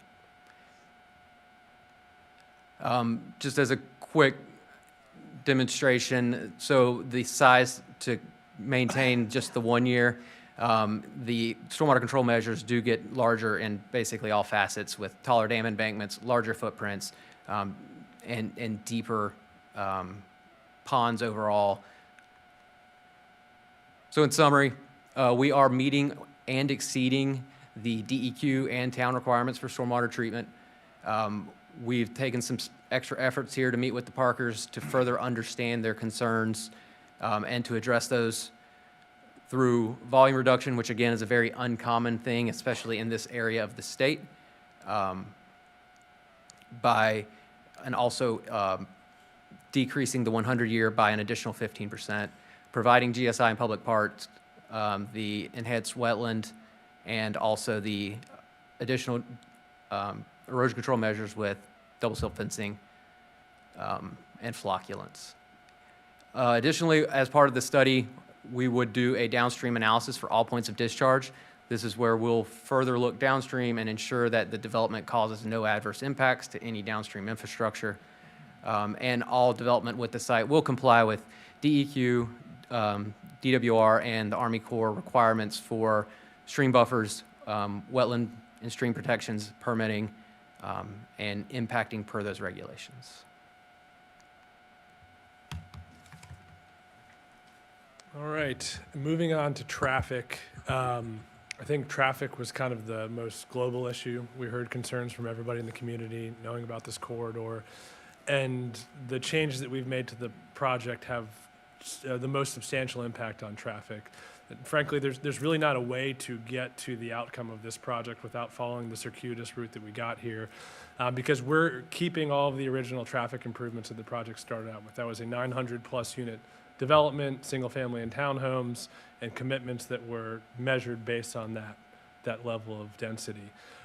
But when you switch to age restricted, it's fundamentally different on the traffic impacts. And so again, generally smaller households, less trips out, and definitely less peak hour trips, because a large percentage of these folks aren't commuting to work when everybody else is, or aren't going to school and things like that. So the impacts are so much lower than they otherwise would have been, yet you're getting all the improvements. So just that red box at the bottom summarizes how much traffic drops with this project. So daily trips are down by more than 50%, 56.9% reduction in daily trips.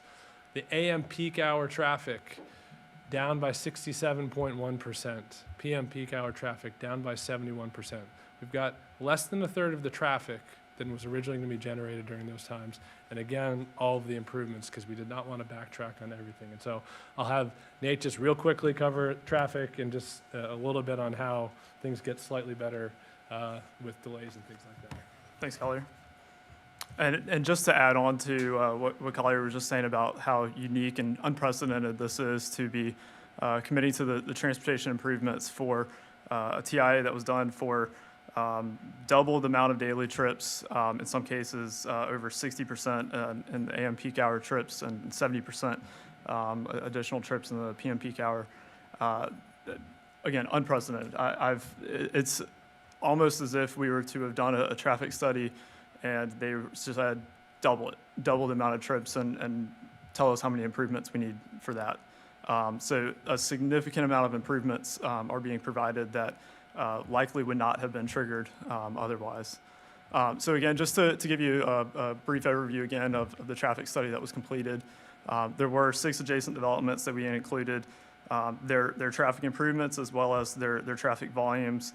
We took the traffic counts that we conducted and grew those at a 3% annual growth rate, and then added those additional adjacent developments into that analysis. There were 23 study intersections, so a very large study that, again, had we been coming in with a smaller amount of trip generation, we likely would have also have had a smaller study. And then again, this just kind of covers a little bit of what goes into a TIA and what we're looking at mitigating. Here's just a brief overview of those intersections that we had analyzed within that study. And we have a couple slides here of all the transportation improvements that are being constructed. These first couple slides are improvements being constructed by other developments. And then we start getting into some of the improvements that we're constructing. And again, these are the exact same that you've seen before. The only changes here actually are to the threshold for the signal warrant analyses. We again have been working with DOT, talking through the transportation improvements that we want to be able to provide out here. And one in particular that I think was a topic of discussion previously was the intersection of Rollsville Road and Robertson Pond Road, right by the school. And they have stressed the importance of the improvements that we are constructing there. And NCDOT has actually indicated to us that they would like to see those kind of day one, essentially. So we've moved that forward to provide that signal warrant analysis prior to the first certificate of occupancy. So again, we would be evaluating that on day one of the project. When we met with NCDOT as well as Wake County Schools to discuss some of these the changes that we were looking at in terms of access, that was again something that they stressed the importance for them to be able to receive those improvements that we're providing out there. And I'll talk about some of the benefits that we're providing with those improvements here in just a moment.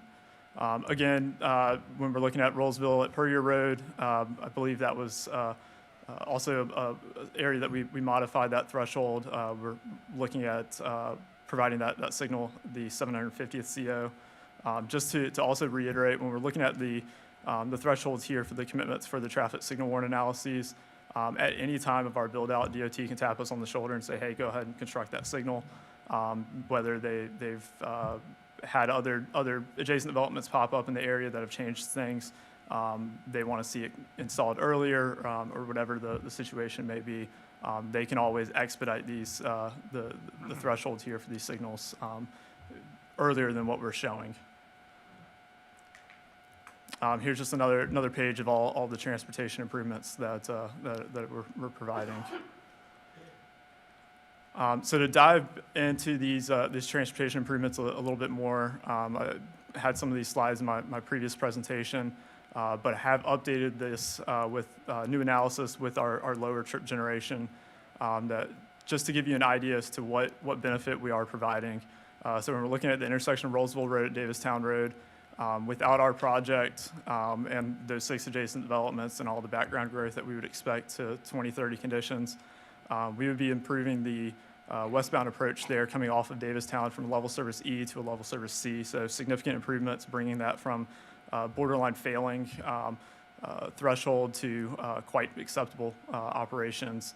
When we're looking at the overall intersection operations with that signal, it would be level service B in the AM peak hour and level service A in the AM peak hour. So very good operations with these improvements.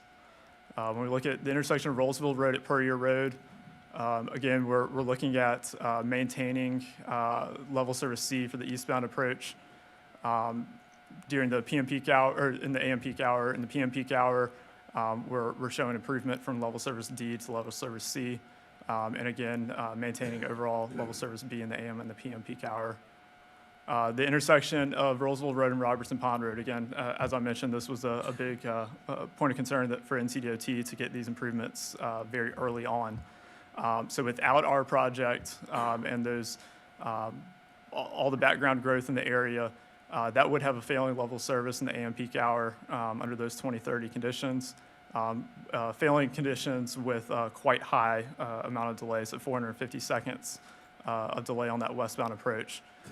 With our improvements here, that brings that down to level service C of 29 seconds. So significant improvements, also bringing that into acceptable range. In the PM peak hour, it's much of the same, bringing that from a level service E to a level service D, so bringing it within the acceptable range. And maintaining acceptable overall intersection operations as well, level service C in the AM peak hour and level service B in the PM peak hour. When we're looking at Rollsville Road at the I-87 southbound off ramp, again, we're maintaining acceptable operations here, level service D in the AM peak hour and level service C in the PM peak hour. And then this was one that I've actually added based on some of the questions at the last hearing. So with the reduction in the amount of trips that we're generating, we actually, when we're looking at the intersection of Rollsville Road and Wendell Boulevard, are only adding 1 second of additional overall delay in the AM and the PM peak hour, and maintaining overall acceptable operations in both peak hours as well. So again, significant amount of improvements, and we have very minor impacts, if not significant improvements to those current expected conditions. Beyond the transportation improvements of the TIA outlines, we also have some additional improvements that are required based on the town's EDO, those being frontage roadway improvements. So looking at Rollsville Road, that would be widening our half of the ultimate cross-section. In some areas, we do have both sides of the road, so it would be widening that section out to the ultimate cross-section, that section being 4-lane median divided. Davistown Road, again, widening it out. Much of this, we do control both sides of the roadway, so it would bring it out to the ultimate condition. So 2-lane undivided, but would have the width out there for bike lanes, as well as curb and gutter. And then again, one of the improvements, commitments that we had provided previously, we're still maintaining at the intersection of Marks Creek Road and Rollsville Road. That was based on some feedback by the neighbors to install the flashing stop sign there, based on some of the concerns that they had. So happy to answer any questions. Otherwise, I'll turn it over to Collier. And throughout the process, I think one of the themes for feedback we heard is there's so much traffic out here. Why so much density? Why can't we have like a 1 unit per acre development? The reality is if you get a 1 unit per acre development, you get none of these improvements. It doesn't trigger any of them. However, we have the traffic impacts of a 1 unit per acre development with all of these improvements. So just kind of wrapping it all up, our project's consistent with the comprehensive plan. I covered that at the beginning, but we check all the boxes with the future land use map and a number of consistent policies. Staff recommends approval.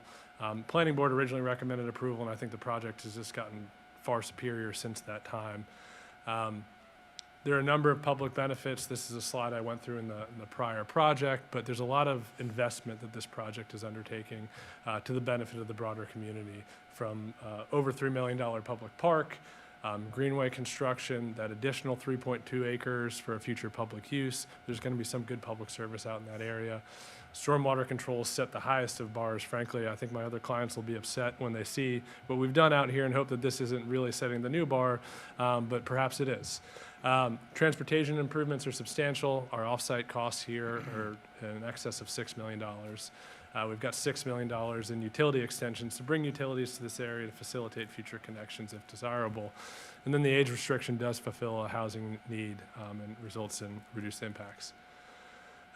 Those public benefits are important. There's a lot of infrastructure investment by Lennar in this project. There is an accompanying development agreement as a separate agenda item, but just for purpose of this rezoning, I wanted to give a quick summary because I think it's important for the context. What the developer is doing in this agreement is providing further assurances of all these public commitments. So the details on the public park are included in that development agreement. We're reaffirming, committing to all of the roadway improvements, constructing the public greenway, constructing all those transportation improvements, and dedicating land to the town. What we're asking for, the one request from the town, is assure that we have water and sewer capacity to build out our project, because all of our public infrastructure investments come at the beginning of the project, big expenses, but we don't recoup that money until the project rolls on over the course of the build out. And so we need assurances that we're going to have the utilities to actually be able to build it out. So that's the whole purpose of that development agreement. So I hope the slide works, but we heard a number of concerns. I think you all heard them at meetings, you've gotten emails, you've heard from folks. I think we've addressed every single one, and I just want to make sure that's clear. Concerns about density and overall unit count. It has been dropped by 138 units down to 2.65 units per acre. Specifically, the area north of Davistown Road, we're less than 2 units per acre. The quantity of townhomes, it's been dropped by 100, and the product is much improved. And that's true across the board. These homes are superior. They have to be superior for the numbers for us to work. So it's forced us to push things up market. So we've addressed those concerns. Lot sizes have been pushed to the higher end. We heard from a number of folks. I didn't see Mr. Braswell here, but I recall him talking about driving down Rollsville Road and being concerned about what it's going to look like. Added screening, added space. We addressed those concerns. We paid attention to the area closest to the Strickland's front yard and made sure that there's a little breathing room, that he's not staring at a stormwater pond or someone's backyard, but he's got something nice to look at.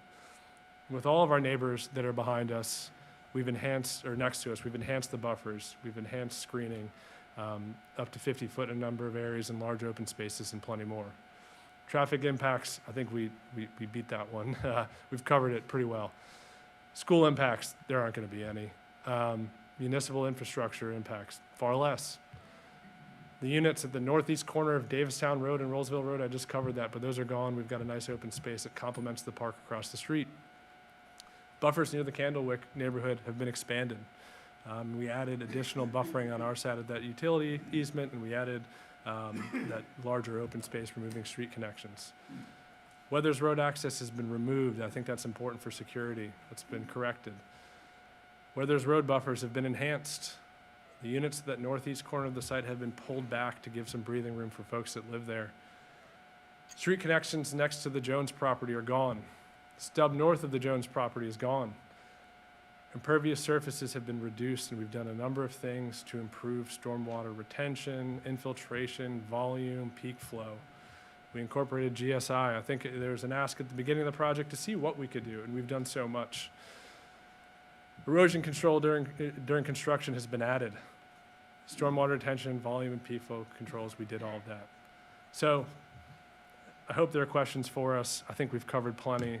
We worked really hard on this, and I just want to reiterate that it really wasn't just us. It's been a collaborative process. So again, thank you to staff. Thank you for all the folks that met with us and actually worked with us to try and reach solutions here. So with that, we're all here. We're happy to answer any questions that you may have. Okay, thank you. Anything from the board? All right, maybe in a little while. All right. Is there anyone from this, that's come to be with us tonight from the public that would like to speak? You have 5 minutes. You can come up one at a time. Give me your name and address. Don't be shy. Okay. Come on. Your name and address and watch the lights. Okay. Yes, my name is Greg Marks. I live at 5725 Farragon Hill Lane, approximately 1.5 miles from the site. And I've been back and forth, at least on my personal opinion on this project. For the spirit of transparency, I do own a horizontal construction company. I am a developer. I do not have any active projects in the Wendell market, but I live 1.5 miles from this site. So why am I here talking about this tonight? For a lot of reasons. I get a chance to see a lot of good development, and I get a chance to see a lot of bad development. I see projects all over this, really the greater Raleigh MSA, that I'm embarrassed that how the municipalities even improve certain things. So I was highly concerned of a project that would be down the road from my personal house, my residence, because I've seen projects that this council has approved that I'm embarrassed by, and I've seen projects that this council has approved that I'm pretty proud of that's part of Wendell. I think it's changed the fabric of who we are and what we are. So I wanted to let you know that I think from a developer standpoint, this is the best case scenario for this project. One, it's going to be high-end homes because it's age restricted. There's a ton of builders that could be building this project, and I don't know what you guys know about Lennar's reputation in the marketplace, but it's stellar. They build great communities. I also want to just kind of make a reference that, you guys approved the Wendell Commerce Center. I think it's a great project. I think everybody's here excited about what that could potentially be. But I am also a retail developer, meaning that I understand that new rooftops drive retail development. And if we're going to put more than another Hardee's or another Cookout, or we want to Outback or things like that, then we got to have the rooftops to support that type of project. So I just asked the council to realize that this project's going to get developed at some point, whether it's this council, the next council, or the council after that.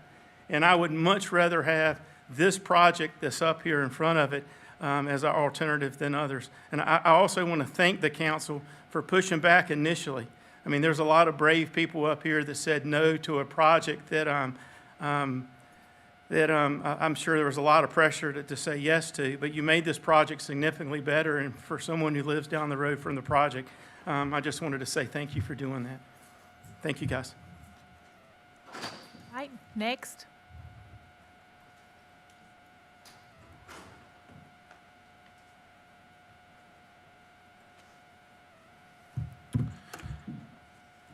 My name is Mike Costantino. I live at 213 Gale Ridge Lane.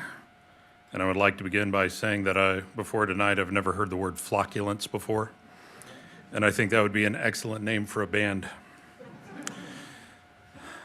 Believe it or not, I am not here tonight to actually speak on this specific project itself. You're welcome. Instead, I would like to speak to the broader issue of growth and development in the wider area. And I would like to make essentially 2 points. First is the number 1.6. This is the current average number of children an American woman will have in her lifetime, as determined by the U.S. Census Bureau. This is lower than the replacement rate of 2.1. What this means is that, according to the U.S. Census Bureau, our population growth is now plateauing. And as early as 10 years from now, you will see it begin to decline. There is high demand right now, but Wake County cannot outrun demographic trends that are affecting not only this nation, but the industrialized world as well. I've taught on this topic in AP Psych and Sociology for 25 years now, and I can assure you, once the birth rate gets that low, it is not going to rebound for a very long time, and we're talking generations. This is going to be compounded by the fact that individuals and businesses are going to quickly realize that Wake County land prices are becoming incredibly expensive, and that there are other places throughout the United States that are far lower. The fickle market will move on, and this board will need to consider the issues and prevent a future where we will be saddled with a bloated housing market.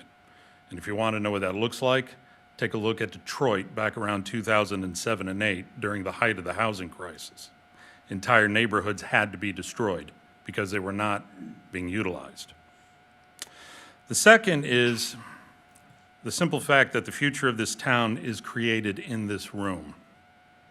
I've heard board members say that they are uncomfortable telling others what to do with their land, and I understand that. But that's exactly what local ordinances and zoning does. I've heard that Wendell cannot withstand market demands, but towns reflect the decisions of their board members. If Wendell remains a rural farming community, it's because the majority of the town board wants that. If Wendell follows every other small town in the area down the path of having density that would make Carrie's eyes water, it's because the majority of the town wants that. The fate of this town is in your hands. Actions are revealing, and they speak volumes. The people are listening. What will you tell them? Thank you. Next.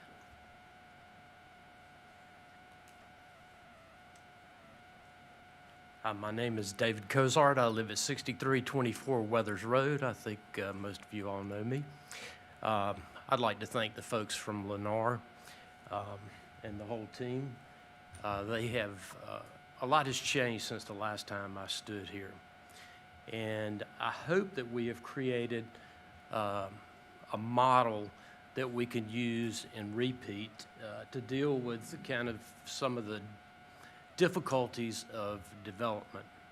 Because I can tell you that they have sat and they have listened to a lot of criticism. They've listened to a lot of input, and they have taken into account a lot of that because we pointed at the map and said this is what we don't like, and they have changed that. I think there's a lot of sideline issues related to the development of this piece of property that probably none of us can really deal with. The traffic, I don't think any of us in this room are equipped to deal with the excess traffic. But as my mom always said, there's not many problems that money won't solve. So that'll probably wind up being a state issue, but we do need to deal with the traffic.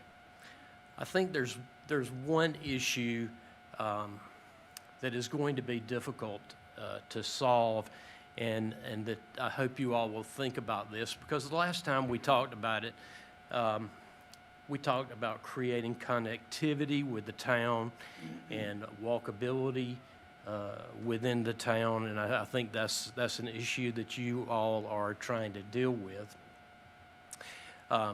This project has got plenty of walkability within itself. I'm not saying that Lennar has not made any mistakes with that.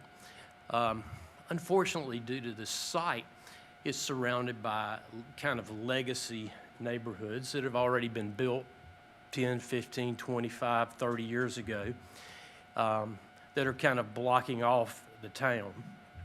The school is sitting there. It's in the county. It's kind of blocking off the town. And the point I'm trying to make is it's going to be difficult for the town to be adjacent to this piece of property. And, you know, how are we going to create connectivity with the town from this property to the other city limits, which the closest point I think is probably down at the Coyote. And the biggest area for connectivity in this project is over near the Innovation District, which is completely across from me. So I'd like for you to think about, are we going to create another satellite? And how long? I think we will create another satellite for a long, long time. And how long is it going to take this to fill in, or is it just really impossible? And will it be kind of another version of Wendell that just never gets integrated with the rest of the town? I like it because I can drive into town if I want to. I have access to Raleigh, which is great, advanced medical care, et cetera. And now we've got a lot of that here.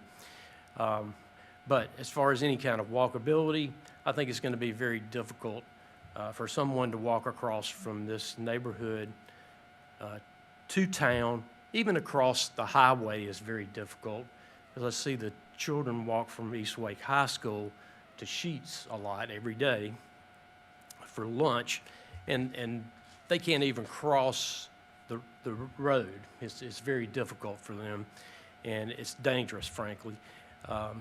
So I hope you guys will think about that tonight as you're considering your decision. Thank you very much. Thank you, guys. Thank you. Next.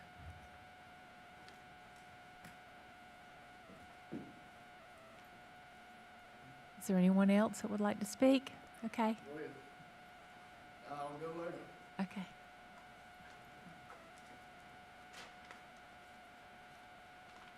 Good evening. Jason Ryder, I live on Davistown Road. Mr. Cozart really covered a whole lot of what I had, so I scratched out. But I just pulled up a map, and I'm sure y'all know it. So I'm with agreement on him and build from the inside out. And the map I got, which I know all y'all seen, it's a whole lot of space in town that needs to be worked on first, in my opinion. Then also, I've heard about these 55 and older communities. So I think they said 80% have to be that. But I just feel like down the road, who's going to really be monitoring that? And I like the idea though, but I feel like it'll get commingled somehow.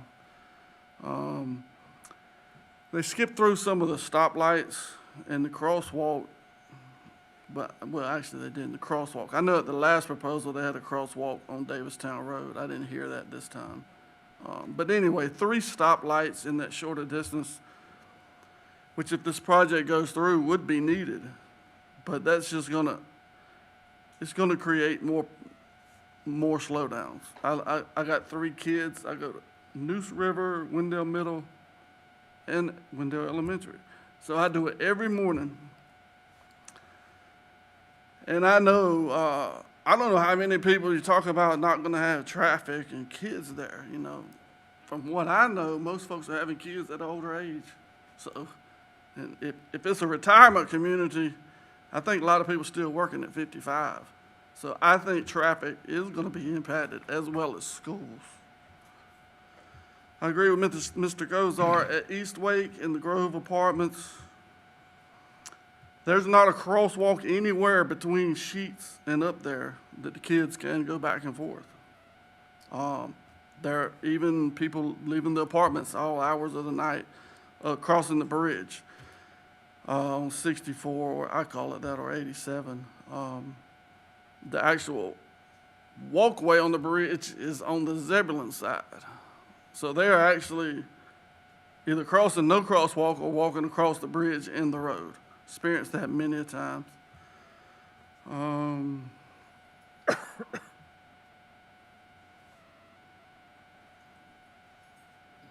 I don't even think I actually went through Wendell Falls the other day. Wendell Falls only has one crosswalk there at the main intersection, if I'm not mistaken.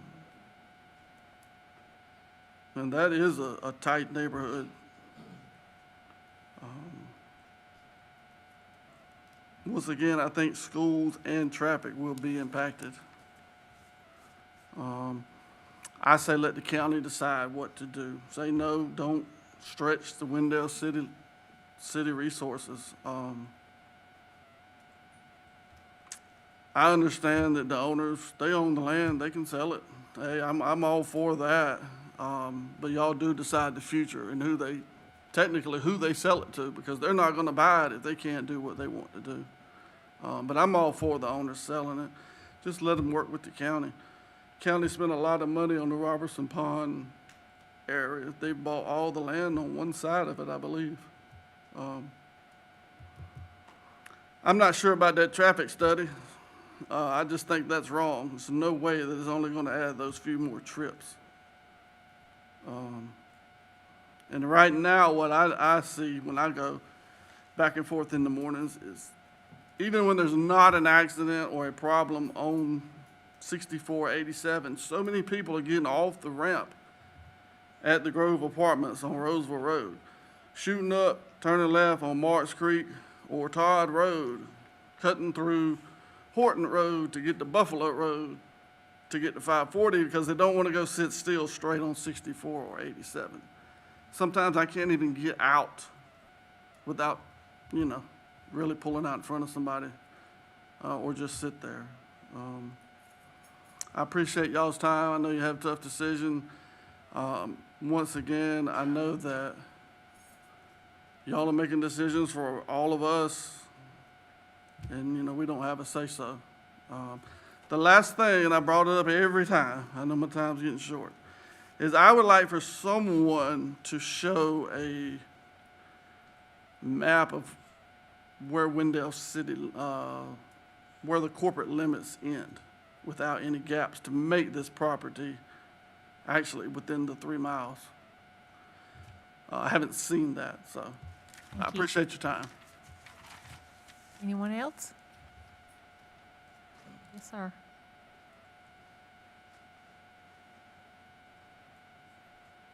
Let me see here. I got to get my hair laid down behind here.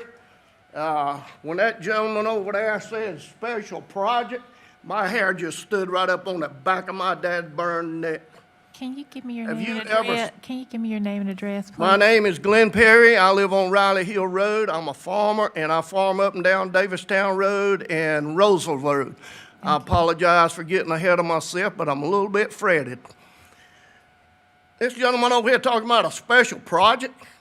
It's a special project, all right. When you destroy a beautiful farm, taking away the resources that the children and other people can enjoy as they grow and maneuver around the county. You're destroying the forest, you're destroying the wildlife. How'd you like to be a deer in Wake County nowadays? Does anybody care anymore? I grew up hunting and fishing and so forth. Enjoyed the privacy that we used to have with rabbit dogs and squirrel dogs, being able to enjoy our resources. Now, I am so disappointed that these people get up here and tell you how nice everything is? It's not nice. I want to see somebody show me where destruction of one of the most beautiful farms in Wake County. Billy Weathers' farm, as far as I'm concerned. He was a good friend of mine. I'm so disappointed in his son to let a greenback dollar shadow over the way he was raised. I knew Benny Weathers from time that, way back when he wrecked his first Corvair on Marks Creek Road. He was not raised this way to give in to the developers. I don't know where it's coming from, but he's got a good dose of it. I'm sorry, Benny. We've been friends for a long time, but you know better than to do such mess as this. With people like this, if they get their way, you know what they're going to do? They're going to go back to their country club and they're going to rear back and say, well, it took a couple grand, but you know what? We showed them country folks which way the roads run. By the way, there's a number, and I need people's help out here. I never was good in math in school. The number is 55. Boy, do I wish that was my age. I happen to be 76. Grew up in a bad time because Jim Hunt was governor and he lit the match that started all this goddamn growth in Wake County and across North Carolina, which is making a very big mess of it. He was told and told, we do not have the infrastructure to handle this kind of growth. Oh, but he run out of a lift out there. Oh, wow. We got to have it so we can get our taxes lower. I talked to him personally out at the McKimmon Center about this thing. Have you had your taxes come down, young lady? Anybody? Your taxes come down? Let me tell you something. I fully believe when an elected official lies to the general public like that, he should have his pension gone right then. Should not have it. They ought to take Jim Hunt's right now. But we're on the local level right here. 55. I need somebody to help me with that number a little bit. 55 times 7. Somebody speak up. Tell me what that is. Come on. How much? All right. Let's do it again. Take that number and multiply it times 4. What you got, Jimmy?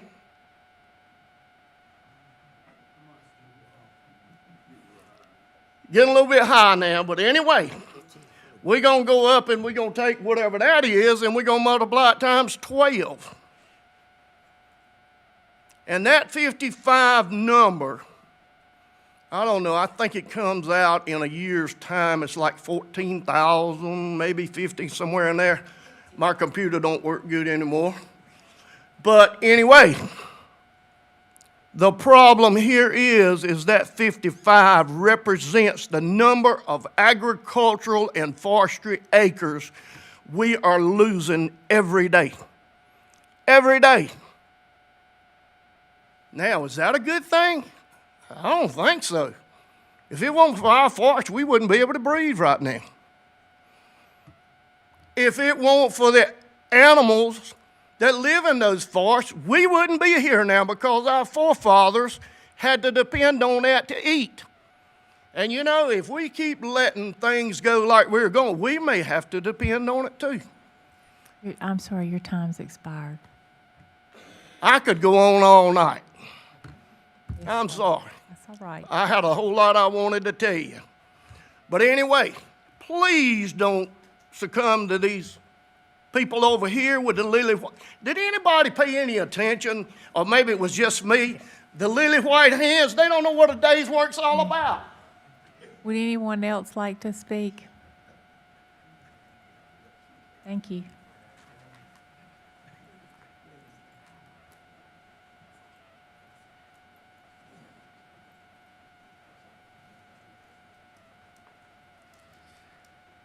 Lou, Mayor and Commissioners, thanks for hosting everyone tonight. And I'm Greg Jones, 6141 Robertson Pond Road.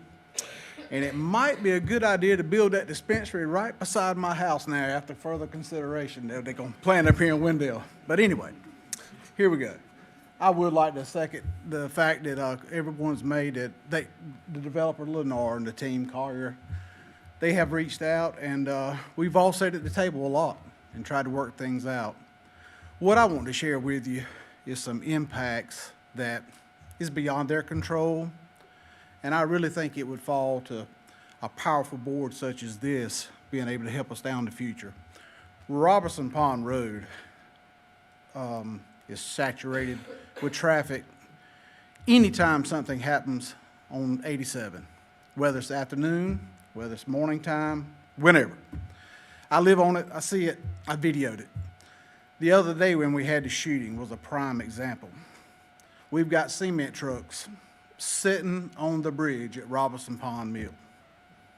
I can assure you that bridge is not designed for that kind of load and impact. DOT, North Carolina Department of Transportation, definitely needs to be more involved in a project like this to increase that capacity. Folks do use it as cut-throughs in the afternoon, whether there's a wreck or not. There's a lot of transfer trucks running in and out to Siemens going that way. It's just a lot of things going on.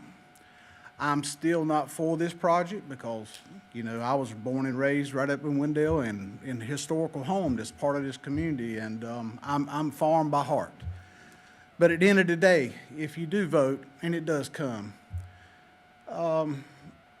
anything we can do to improve the lives of all of us would be an asset for that. And I think that's one of the things we need to consider is traffic. Traffic is already horrible. There's nothing these lanes are going to do. There's nothing that street lights are just going to back things up. It's probably going to get even worse. It's just common sense.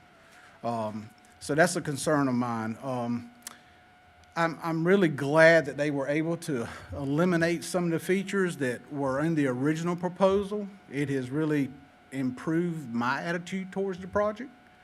And it's been a good work in progress. I mean, it could have went the other way the first time and it would have been horrible as far as I'm concerned, but we have got to deal with some of the traffic issues already on Robertson Pond Road. And the stoplight at the end, school students coming out running 60 and 70 miles per hour in the afternoon trying to pass each other in front of my house, you know, that's going to be a ongoing issue. That's something that the law is going to have to deal with. And, you know, I know the Wendell police will be able to go to this neighborhood, but they're going to have to ride by everybody else that lives through that corridor. So I think there's going to need to be a lot of play at hand if this project moves forward. Some of the other issues I have is just what this is going to spur down the road. I know common sense. I've been here a long time. When that water and sewer comes across Robertson Pond Road, that county park is going to be green lighted. They'll be able to have bathrooms and restrooms out there, so that's going to be something down the road. I know the Ponderosa subdivision is looking at doing a sewer improvement. I've done got my letter on that, and they might wind up utilizing the lines. It's going to be pushed under 87. Don't know. It's a work in progress through Wake County. So the bigger picture and the bigger package to me is not just this 700 and some home community. It's the whole total impact. And so I think you really need to consider that. I mean, the cart is still ahead of the horse on this project. The infrastructure is definitely not in place. Even though they are doing their best to improve that, it is already a mess. And it's going to be hard to fix it. And when you start construction, it's going to really get bad. Because you got to construct these items that they want to add. So we got to take that in consideration as well. Phasing that will need to be timely and properly, because when you shut down just one lane on any one of those roads, it's a nightmare. So please consider that, and let's really see what we can do about getting that bridge area reinforced, widened, whatever it needs to accommodate the future growth. And I'm definitely not against growth, but it needs to be smart. It needs to be planned. It needs to be managed. And I wish that I had a seat at the table to vote on you. I'm still not crazy about people in Wendell making decisions out in my home place, but it is what it is. It's the cards we're dealt, and we've got to make the most of them. Thank you for your time. Thank you. Anyone else?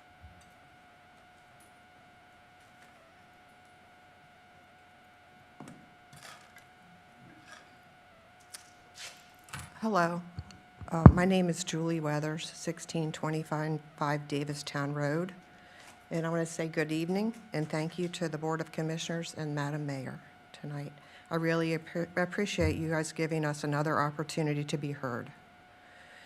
Thank you as well for the service to the town of Wendell and for the time and energy you devote to our community.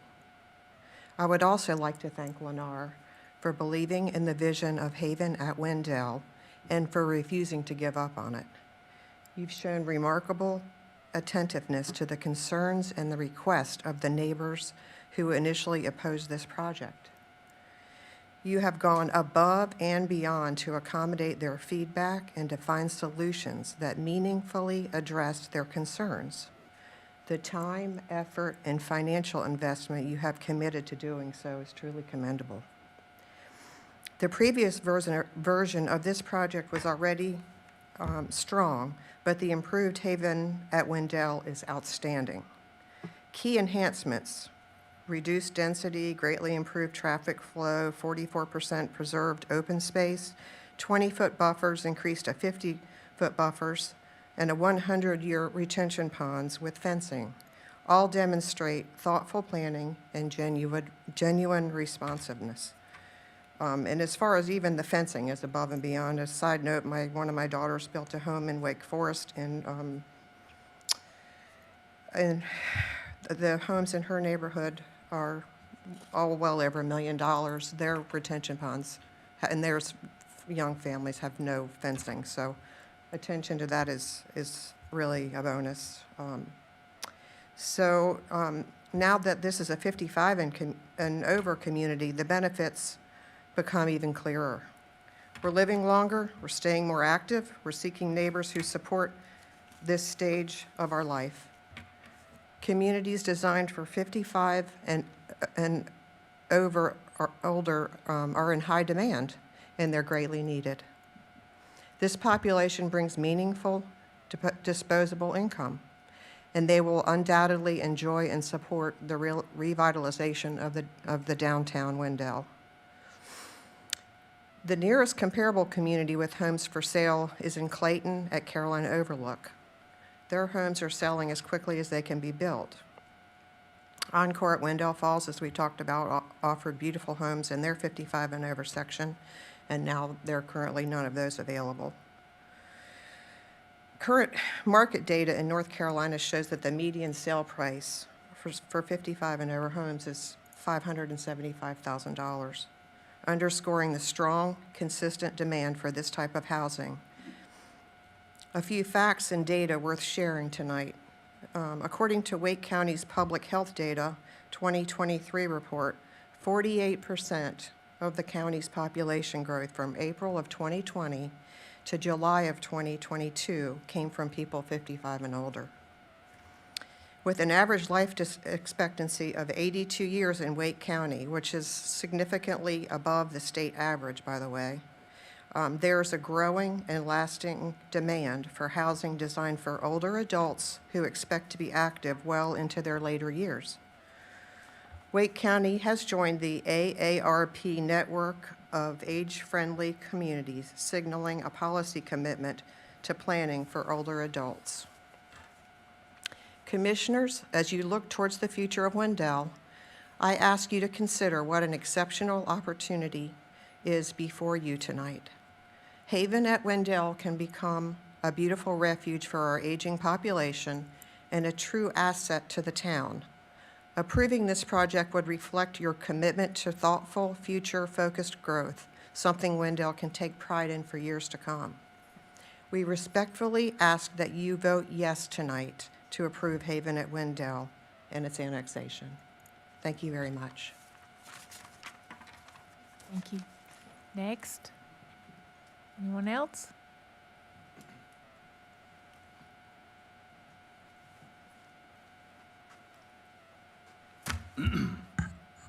Good afternoon, Mayor and Commissioners. My name is Ben Weathers, 1625 Davistown Road, Wendell. Thank you for the opportunity to address you tonight, even though I have a lot of people here like me. Thank you, Glenn. I love him. You can't help. But anyway, I'd like to discuss two issues tonight, and I believe this will require some common sense consideration.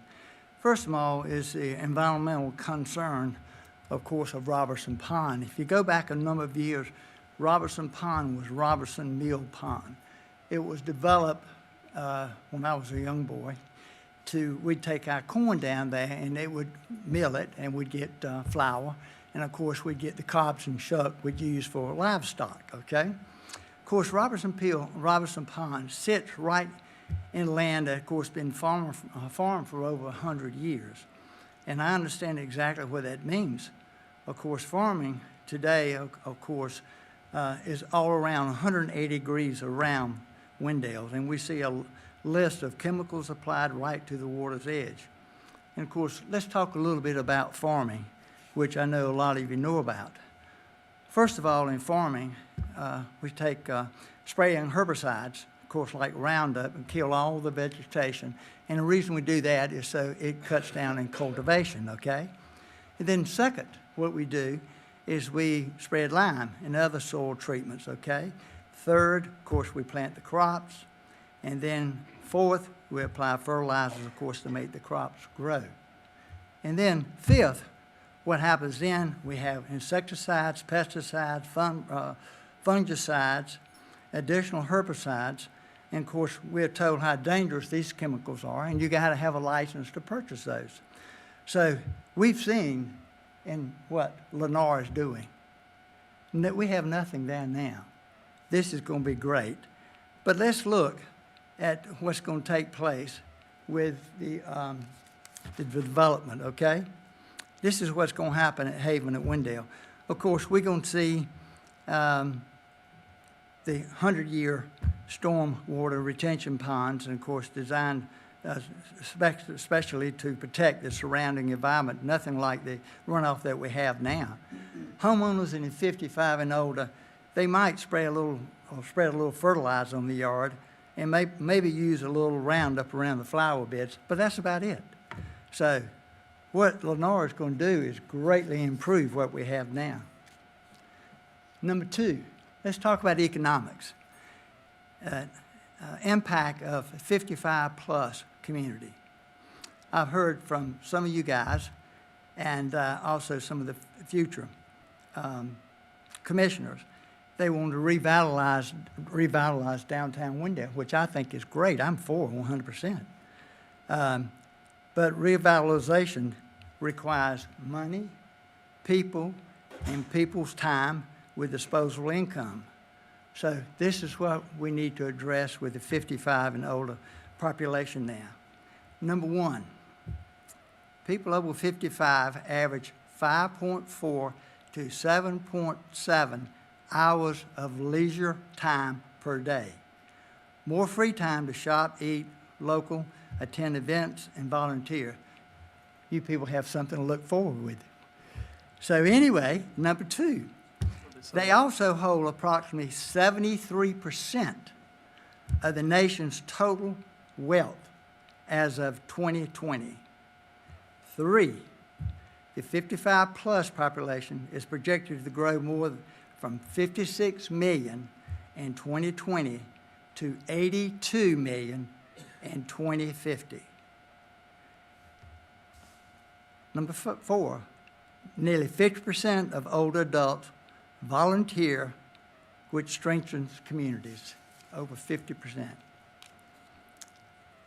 3% of adults over 65 never move. They stay stable and they're long-term residents. This is what I'm talking about. This is exactly the kind of, definitely the kind, I get it out, demographics that we can support downtown Wendell's growth, spending, community, and of course, being involved in the neighborhood. So the question, where do we want Wendell to grow? To me, the answer is clear. Haven of Wendell is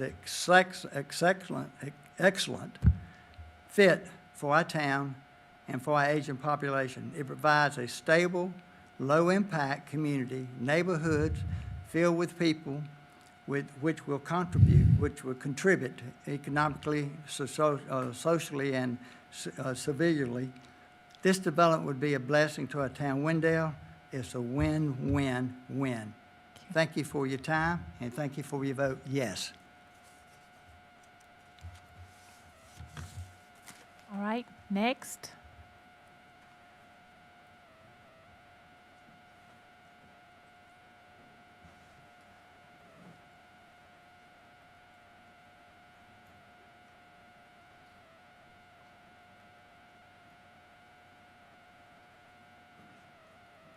Brandon Strickland, 4428 Roseville Road, Wendell. Thank you, Commissioners and Mayor Gray, for your time. Thank you, town staff, for your work on the project, and thank you to Lennar and team. We have met with them. Everything they told you is true about the neighborhood meetings. We met with them for several hours, looked at the map, and they addressed a lot of the concerns. Reducing the quantity of homes was one of the big concerns I had with the compliance with the town blueprint. So getting that density reduced at Candlewick was big. I think the age restriction will lessen the impact of traffic to the neighbors. I think the buffering at Candlewick was another thing that they added that was a benefit. Removing the entrance to one of our concerned neighbors' property was a big deal. And upgrading the stormwater to 50-year across the whole project and 100-year by Mr. Parker's, I think, is a big deal to reduce the impact of the mill pond, which was a huge concern of mine and several others. One thing I'm not sure of, because it was on a slide, so I don't know if the applicant will have to address this, or if one of the board members asks it, maybe they can address it. But the HOA, not sure if they will maintain all of the yards or only the villa yards, because I think if they maintain all of the yards, that could help with the runoff of fertilizer and Roundup if residents are putting it down versus a professional company. So I think that would be a good thing to clarify. I also saw it said HOA maintains the exterior of the villas. So I'm not sure, do they maintain, at one point I was told they maintain all the homes exterior. So that would be good to know. So, I mean, I've been fighting this fight for 6 years. You know, maybe 8? Okay. Well, time flies when you're having fun, I guess. I did still let the sign get put up in my yard today because I wanted everybody to know the project was here in transparency. But I do think there's been a lot of give and compromise on the applicant's side of the project.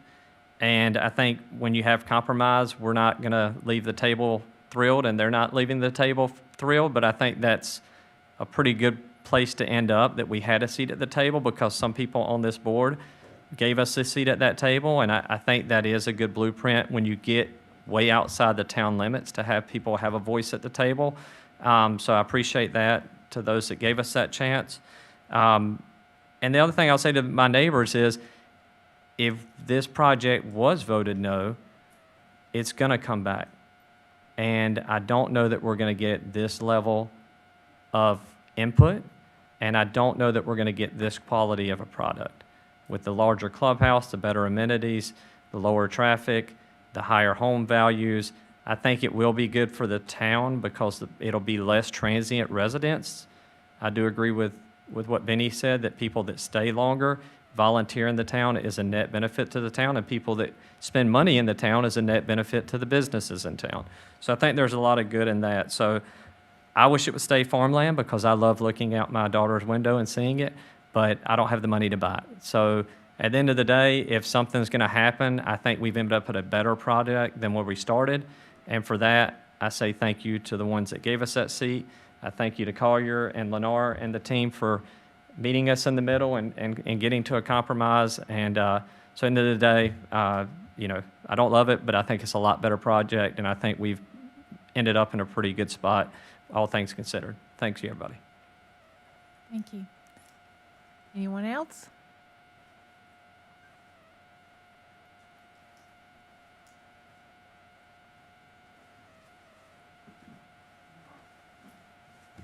My name's Aaron Pico. I live at 6121 Yancey Drive. You guys give us a big hug, your project. guess I'm kind of speaking for everybody on our street. The first time, the first thing that they put out, absolutely hated it. The second one, this is much better.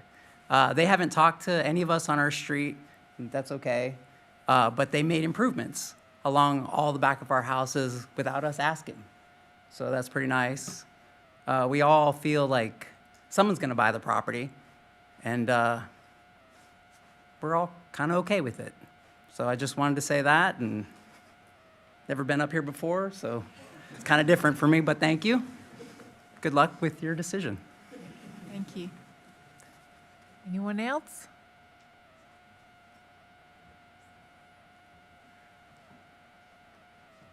I'd like to follow that if I may. Give me your name and address. My name is John Narron. I'm a lawyer with the firm of Smith Debnam in Raleigh. But more importantly, I live at 226 East Academy Street, about 3 houses down from Commissioner Lutz. And I'm proud to say that I've been a resident of Wendell for over 70 years. I'm here representing Lee Weathers Garrett, who's sitting behind me. She has one of the parcels that's a part of this development proposal. And we're here asking you to approve it. The comment I wanted to make, outside of everything that you talked about with density and traffic and what have you, is something that Commissioner Joyner and Commissioner Lutz alluded to during their statements about what a time they had had on the commission, and that was an appreciation to the town staff. I don't want us to lose sight, as a citizen of Wendell, I don't want us to lose sight of the fact that the town planning board approved the original version of this proposal. Town staff approved that original version. And then when it came back for reconsideration, the town staff has once again approved what's before you tonight. And I think I'm the only citizen of Wendell who stood up here tonight and spoke. Certainly I don't think there was a resident of Wendell that spoke in opposition to this, which I think is something to think about. This 304-acre development will improve the town of Wendell. It will add to the roofs that we need for restaurants and other infrastructure, as you've already heard.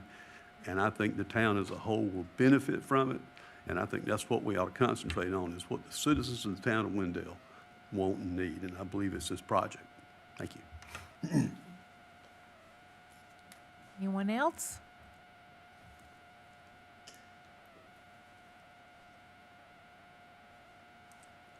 All right. Are there any other questions or comments from the board? Madam Mayor, if you don't mind, I just want to address from just a personal standpoint, there's been some questions about the 55 plus. And I can just tell you from personal experience what I've dealt with. I am in no way am I speaking for this particular project, for the possible HOA. Everybody handles their business differently. But what I'll tell you what I have seen, and this is in Wendell Falls, so it is close to home. 55 plus is a well-monitored thing. You have to turn 55 before you actually close on the property. So you can't be close to 55 or 52 or 53. Adult children are allowed. You can have younger children, AKA grandchildren, visit. But they're not long-term and they're not permanent residents. So I say that, and again, not speaking for this development, just personal experience. Lawn maintenance is taken care of, and maybe they'll address that. Townhome product is a little different because the exterior of townhomes is typically covered. Their HOA monthly amount is typically higher, dollar-wise. We did have somebody mention the lawn maintenance piece. I do think it's important to note that you do have a company that handles the entire maintenance of the property. So there is more of a control measure there rather than having 790 some individuals. So I say that to say, again, just from how it works in practice.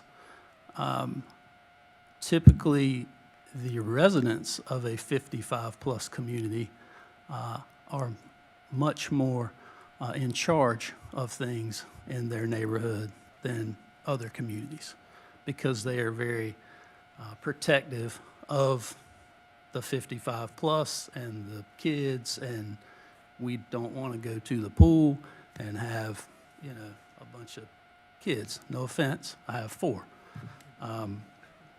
However, I felt it was important to speak on that. And again, not knowing their situation. So, thank you. I have a couple questions, actually. Someone mentioned the 3-mile limit and where, so Mr. Coates, can you just address that so everybody's on the same page about that? Yes, so state law states that any satellite annexations need to be within 3 miles of your core limits. The properties, the project boundary is in 2 sections. We have an area near Eagle Rock, Wendell Falls Parkway that is contiguous. The 3 miles hits part of the project, and then also the area by Food Lion. So there's 2 areas that the project boundaries fall within the 3-mile boundary. Thank you. You're welcome. Also, just in my list, I know Commissioner Deloach said something about it, but who monitors the 55 and up?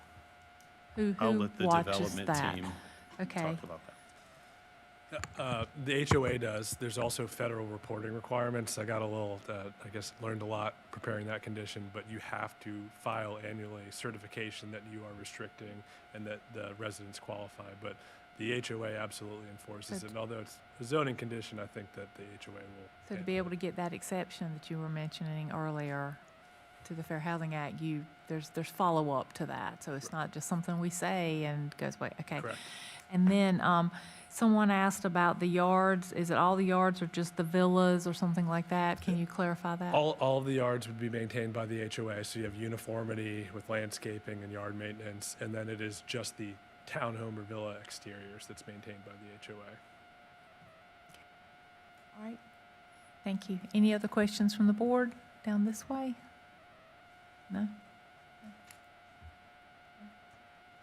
I've got a couple. Okay. So, the 55 and up's a new thing. I heard someone pose the opposite recently, that we should do the reverse of that. But it's not a product or spot that's been pitched, at least to me before, because Encore was prior to me getting on the board. I've heard people very affirmatively tonight talk about the benefits of that. Explain to me how the age of somebody can just implicitly create a benefit. And to the gentleman in the back's point, like, explain how we actually do that enforcement piece. Yeah, so I'm personally of the belief that housing should be for everybody, right? That you should have, anybody that wants to live somewhere should live somewhere. In the context of this project, with the concerns that we've heard from the community about traffic impacts, infrastructure impacts, noise, perhaps teenagers wandering onto farms, things like that, in the specific context of this site, I think that the 55-plus product is uniquely situated to address those concerns. So in that instance, there's a substantial benefit to address neighbor concerns, and also in the context of, I think, traffic in particular. It's just the rare situation where, because of where we were and what we committed to, we didn't want to backtrack, but we're going to have substantially reduced traffic. So I guess when I use the word benefit, I think it's in that light, that we're providing those traffic benefits and we're addressing community concerns with this particular product. I got 2 more questions. One, I heard 2 folks tonight discuss, but one in stormwater and then one in transportation, that this is what is required, this is what was required, this is what we're doing. One of the scenarios I saw, it carries the highest number at 25. Y'all are 4 times the number. I'm assuming that this science is similar to other sciences, and like precision at some level is desirable. Is it? Right, I understand that ultimately, I also think that to get an A on a traffic impact score now, I'd have to be like creating airport runways everywhere. But we have been warned about underdoing it, but it would seem to me like it's a prescribed thing that should be a prescribed size. Can y'all talk through what the benefit of, I heard benefit, but then like, I don't know, bigger pond that we can't see because of the nice screening doesn't, Stormwater in particular.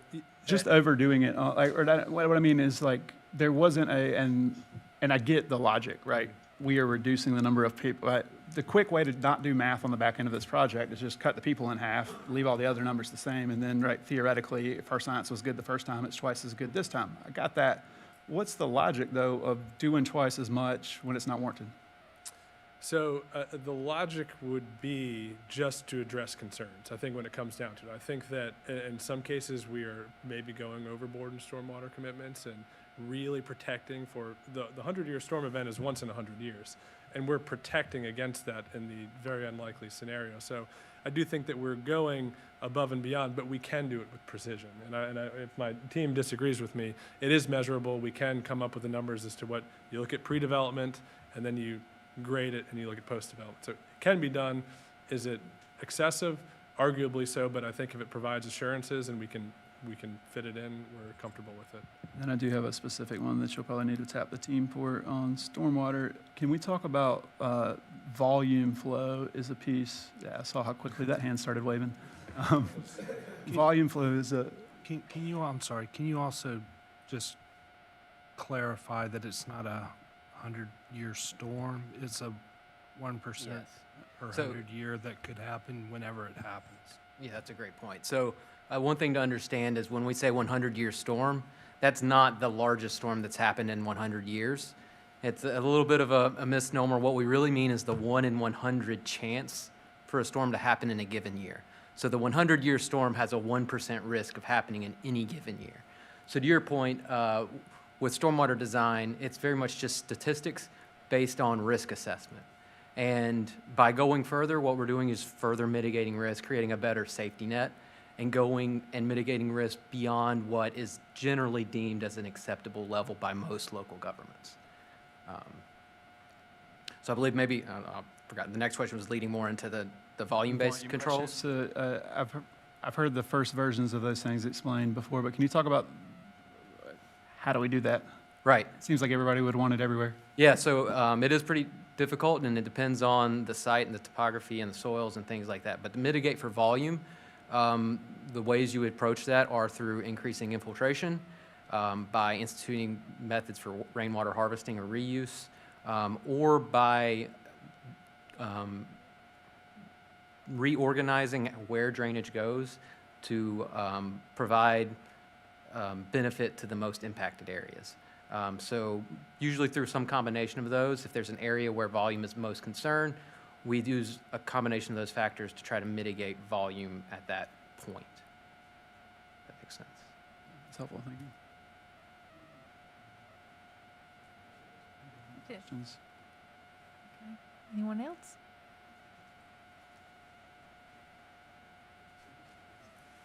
Nothing else from the... No, sir, you can't. No, sir, I'm sorry. You can't. So nothing else from, sir, you need to be quiet, please. No more outbursts. Mayor, I've got one if I Yeah. could. I guess I would, and this may be a variety of questions and comments, bear with me, there's a lot to sort of unpack here. One of the things that I heard from the applicant is unprecedented. And I think that's what I sort of listened to. What I'm concerned about is, and I think we can agree that the level of service on Roseville Road is not wonderful. But the reason why that's the case is a county build. I'm not disparaging Wake County. They're not designed to deliver municipal core services. That's our job. If you want better roads, you want better infrastructure, you want improvements, I'm referring to the gentleman right here, the ladies right here, and the gentleman down there at the end of this dais. That's who you want in charge of your life the next, if they'll stay 20 or 30 years. We'll see. But my point to that is,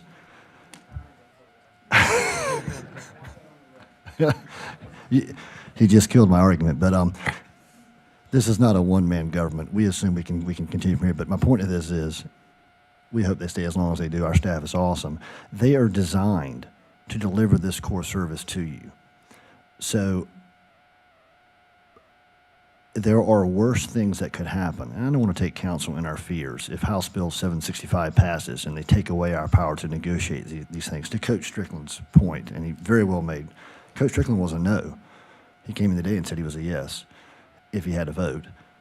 But the point of that is, and to Chairman Naren's point, he doesn't live in Wendell, but he's a stakeholder. Coach is serious, probably coach half you guys' kids or grandkids. We all know Coach Strick, right? So I see him smiling. But the point of this is, there are worst case scenarios. A hodgepodge of continual county bills or a lesser developer that comes in robs us of our ability and resources and staff's ability and resources to solve these problems for you. One of the things that, and to Mr. Joyner's point about you can't get an A, well, the A's nice for level of service, but I'll bring you back to the intersection that got a level F by 2030. And I've never seen an F. 7.5 minute delay is an F. I'll ask the traffic engineer. Is that correct? Yes. Am I correct with that? Yes. So if we do nothing, just the growth around us, the county, the growth in Wake County that we couldn't stop, but if we do nothing, we're going to get an F in 5 years. That's right. An F in 5 years. That's a failing grade. Now, I can go point to point and say unprecedented stormwater protection. I think Commissioner Joyner said Cary was 25 years was the highest number that he saw. A lot of these municipalities have one. So what you really want to walk away with this is in Wake County, Wendell is leading the charge in this project for stormwater control measures. Number one. I call that an A+, number one. I'm a guy that was a no. And understand this. This board functions as a board, not individuals. When we pass a vote, that's what it is. Whether I voted no or Commissioner Deloach did or whoever did, didn't matter. The board made a decision, that's what it is. This board also came back and gave you 5-0 to let's hear your case, make a better project. You guys did that. We listened. To Commissioner Jordan's point again, we listened. The board listened to what you had to say. We listened to the Parkers. We listened to Coach Strickland, and so on down the line, Mr. Cozord. There are 50 people watching on Facebook right now and 100 people in the room. We listened to 150 of them, but we also have to take into account, to my chairman's point, 20,000 people that live in Wendell. Now, I wouldn't do something for my vote just because it made Wendell better. I hate to even go on the record and say that because that's my oath technically, but I look at the stakeholders in the room. If we can make a better project, an unprecedented better project, a leading Wake County better project, then I like to see those things. This should be a case at the UNC School of Government, a textbook case on how to listen, how to negotiate, how to compromise. And to me, sir, that is America. Listen, civil discourse, negotiation, compromise. We all gave something. The town gave something. Staff gave a lot of gosh darn time. I know you guys did. The community did. Everyone gave something. Is everyone thrilled and jumping for joy?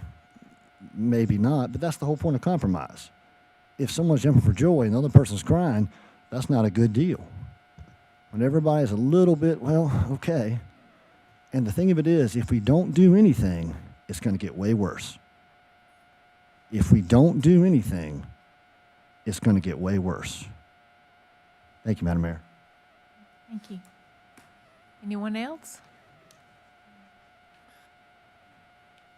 All right, I'm close the public hearing.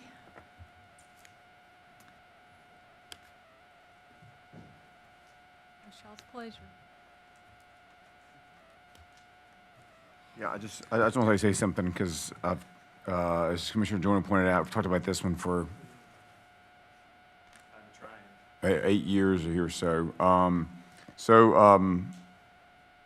My concern with the project from the get-go has been just the reach and the effect that it has on the citizens, mainly those in the Weathers and Roseville Road just area. And I haven't enjoyed the project kind of from the jump because of that, because I just felt like it was a lot. I felt like it was a big effect on this area. I felt like it was, I felt like it was just met with opposition. I mean, we were here years ago in the Old Town Hall, and it was a a lot of people that day were talking, and here we are years later still talking about this project. I think one thing I heard tonight was there's a lot of things that we don't have the magic wand to fix. We're not able to correct certain things. We can't take people off of Rollsville Road. I know we use that road in the morning sometimes as an alternate route.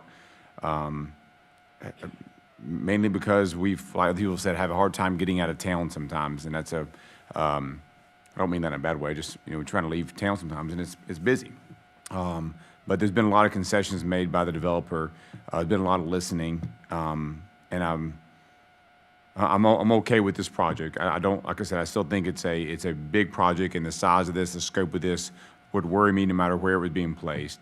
But they have made some adjustments. They addressed some of my initial concerns, which were with the effect on Robertson Pond.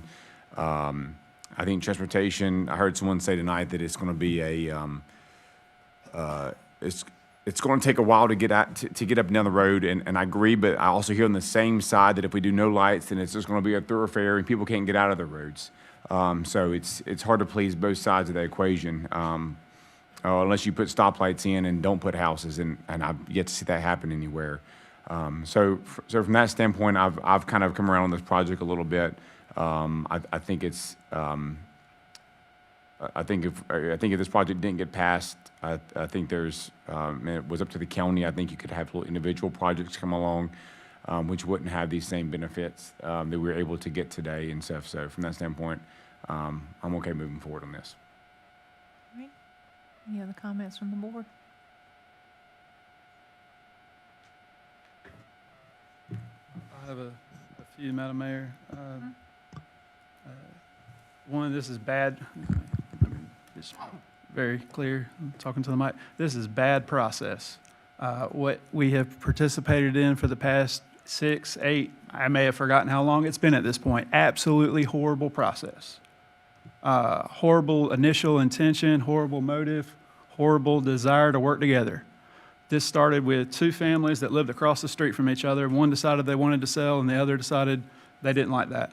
And so they decided to go to war. Half of y'all joined in at that point, right? And along the way, the project has continued to move, but the communication has continued to degrade.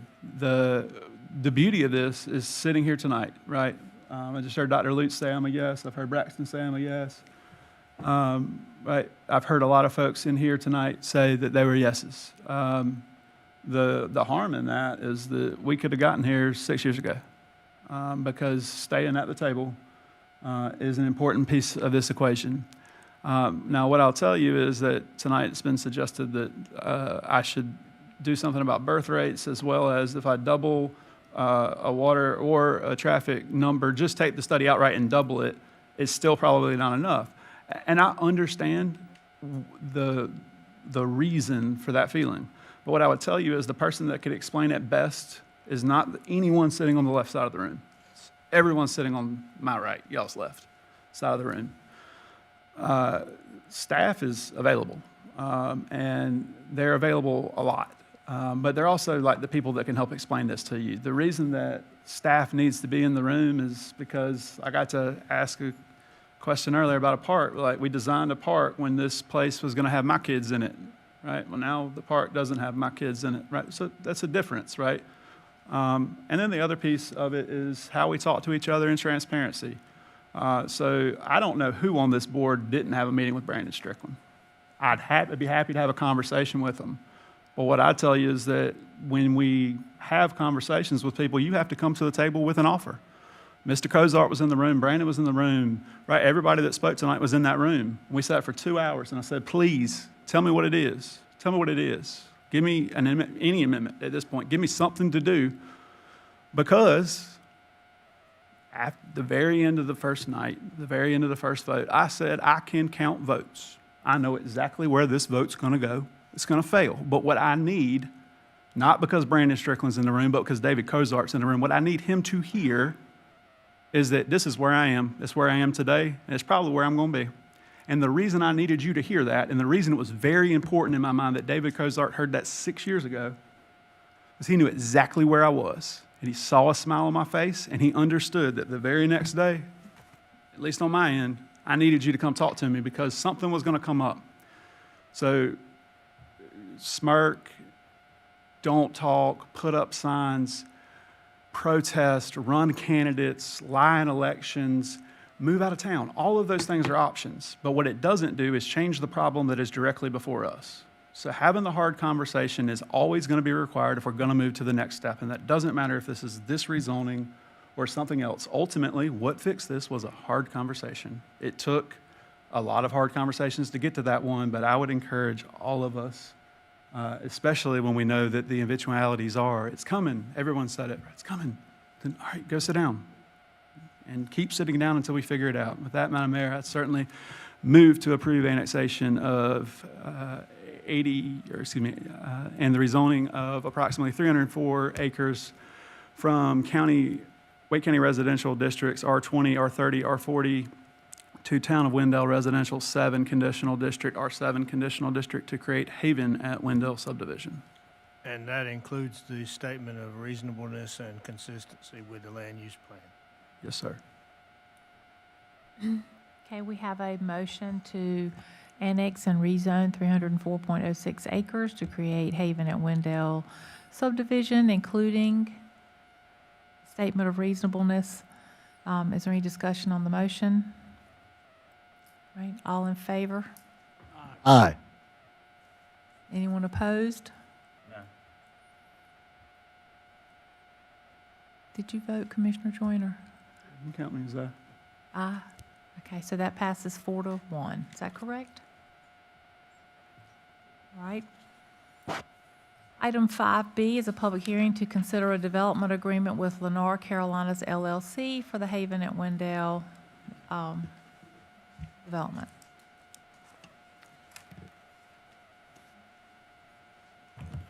Good evening, Mayor and board members. Give me just one moment to get to the developer agreement public hearing. I'm sorry.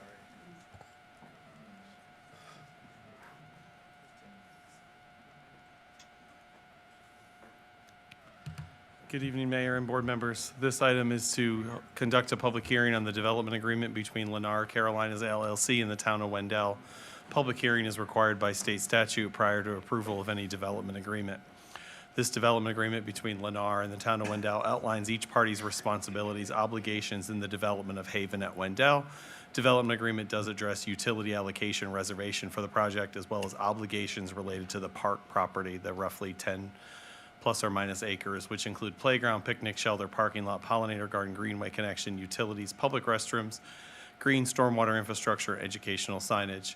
The latest draft before you does also give us some flexibility now that the neighborhood is a 55 and older. We would like to have some evaluation of maybe not having a playground and having other court sports. And so that amendment has been, it was updated, it's in your packet. This agreement also contains details related to the public greenway and the road improvements from the TIA. I can field any questions you may have, and we're asking you to hold the public hearing as well, and then a future motion. Okay, let's open the public hearing. Any questions from the board?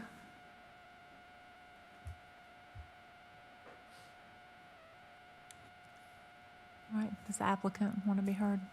Just very briefly, I covered this in the prior presentation, but just to reiterate, this development agreement does two things. It's a mechanism for us to ensure various public improvements and contributions to the town, the public park, that 3.2 acre parcel, transportation improvements and greenway construction. Again, with the capital investment at the start of the project, over the build out, the revenue doesn't come till later, and so in return, we're asking for water and sewer allocation assurances so that we can see the project through its build out. Madam Mayor, one quick question. This was Yeah. going to be my question, fourth question in my other three earlier. The northwest corner part that you held back, you said something different about that. Can you just talk about the usage of that? Yeah, so it was originally brought to our attention. One, we were just looking at that area to create some space, and then I can't recall the exact channels, but it was brought to our attention that there may be a need for a future town fire station in this area. And then when we discussed it with staff, I think staff said there could be any number of public uses in the area to be determined. So there's no restrictions on it, but there's just a recognition of a need and a space for it. Anything else? I'll just make a comment. 3 acres is what was set aside for that. That is approximately the same size as the Wendell Falls Fire Department parcel.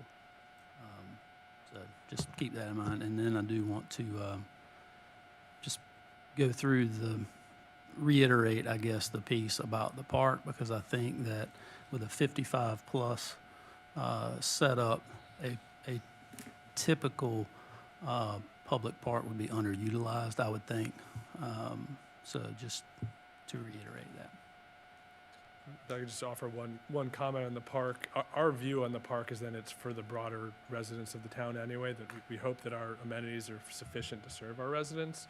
But we'll follow the direction of town staff as to whether they prefer the playground or whether it should go a different route. But hopefully it's available for everybody, and that's the intent. You'll know pretty quickly if your amenities aren't sufficient for your 55-plus residents. I think Tucker's going to hear it first, hopefully.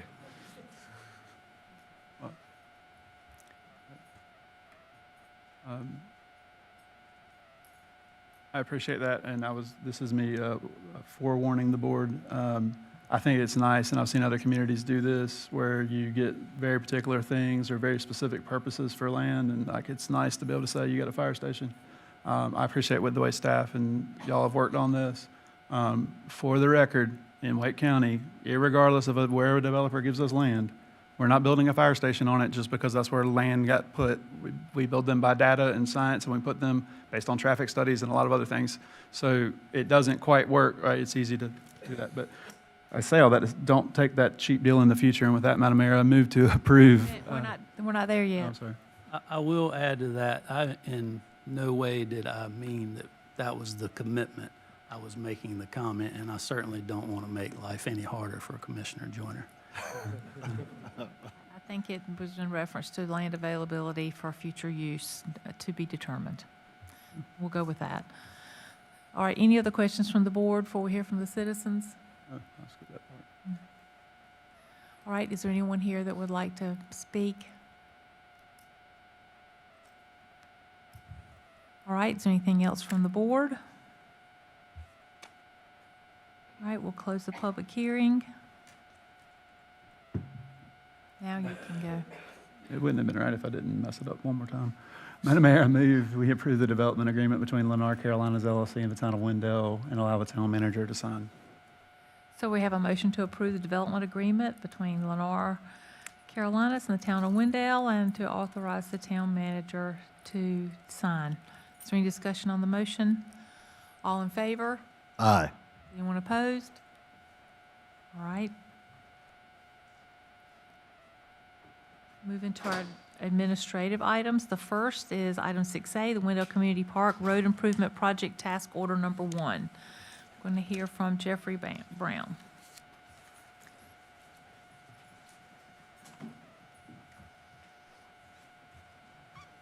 Don't take it personal.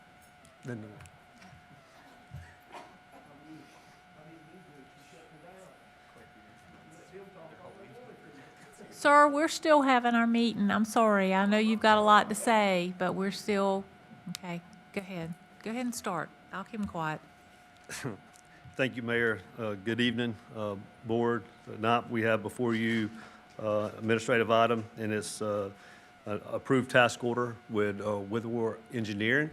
We had these are firms that have master service agreements. We asked for proposals to provide on-call engineering services to the town of Wendell for the project, for the community road improvement project. And we had 3 requesters or submissions: Kimley Horn, RK&K, and Witherwar Engineering. Witherwar provided the most economic available package for us. And so tonight we're asking the board to approve task order number 1 and then authorize the town manager to execute that contract. Okay. And with that, I'll answer any questions.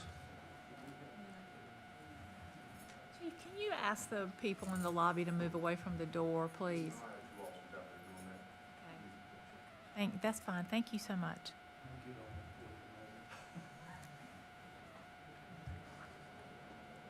All right. Any questions from the board? Any comments? Real excited about it. Thank you.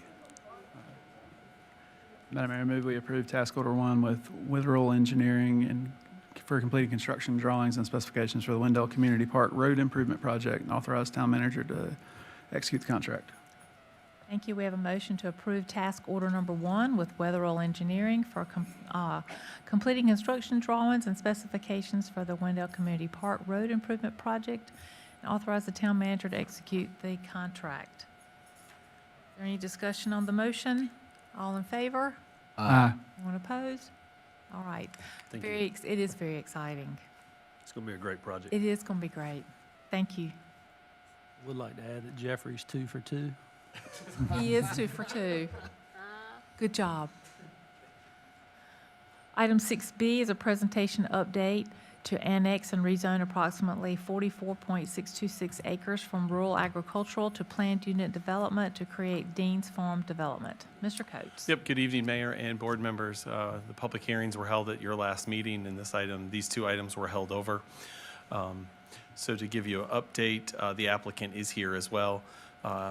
The item was previously both heard by the PUD rezoning was heard by Planning Board and Town Board at the November 10th meeting. You held a public hearing, and this item was continued until tonight's meeting to allow for the applicant to make some changes to the plan in response to feedback. The site has not changed the acreage. The amended PUD document that was in your packet contains the applicant's justification and includes their PUD outline. It also includes a red line document so you could see the changes. Those changes include they've removed multifamily housing as an option within the mixed-use development. All 3 zones, 1, 2, and 3, contain non-residential development.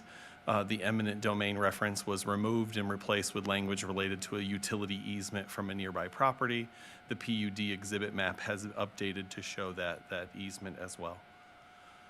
Overall square footage can go up to 450,000 gross leasable square feet in zones 1, 2, and 3, and up to 6,000 leasable square feet in zone 3, which is designated for retail. Any increases in these would have to update their TIA.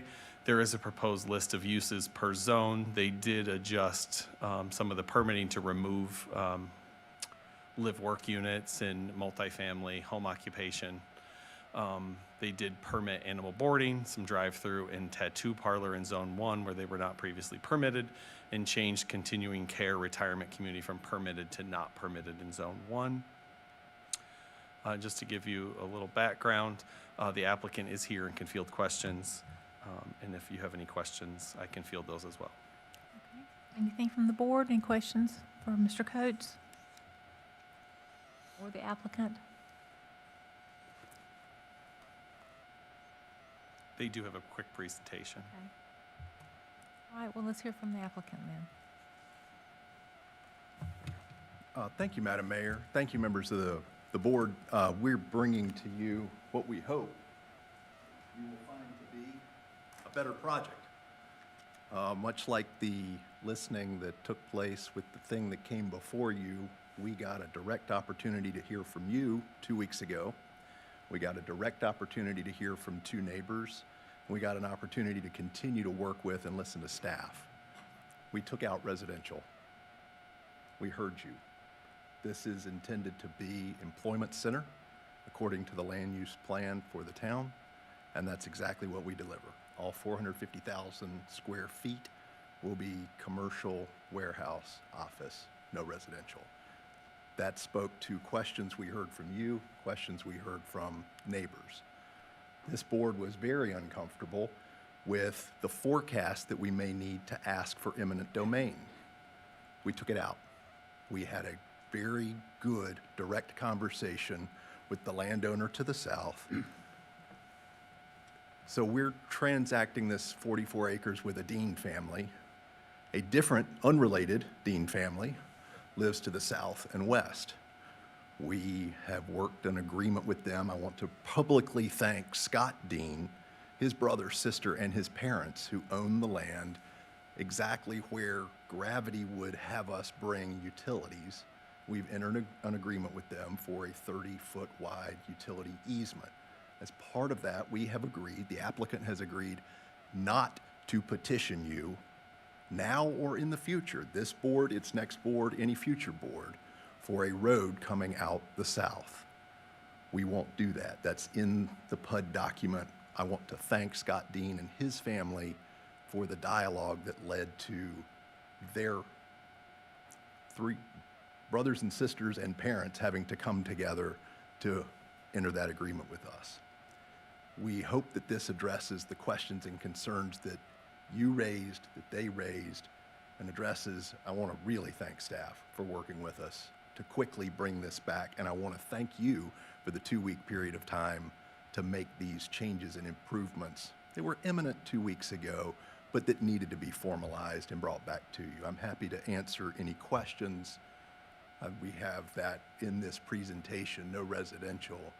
I particularly want Scott Dean and his family to hear us say this, and you have it in writing. So happy to address any other questions. We hope that you find this to be the much improved product that the iterative process could deliver.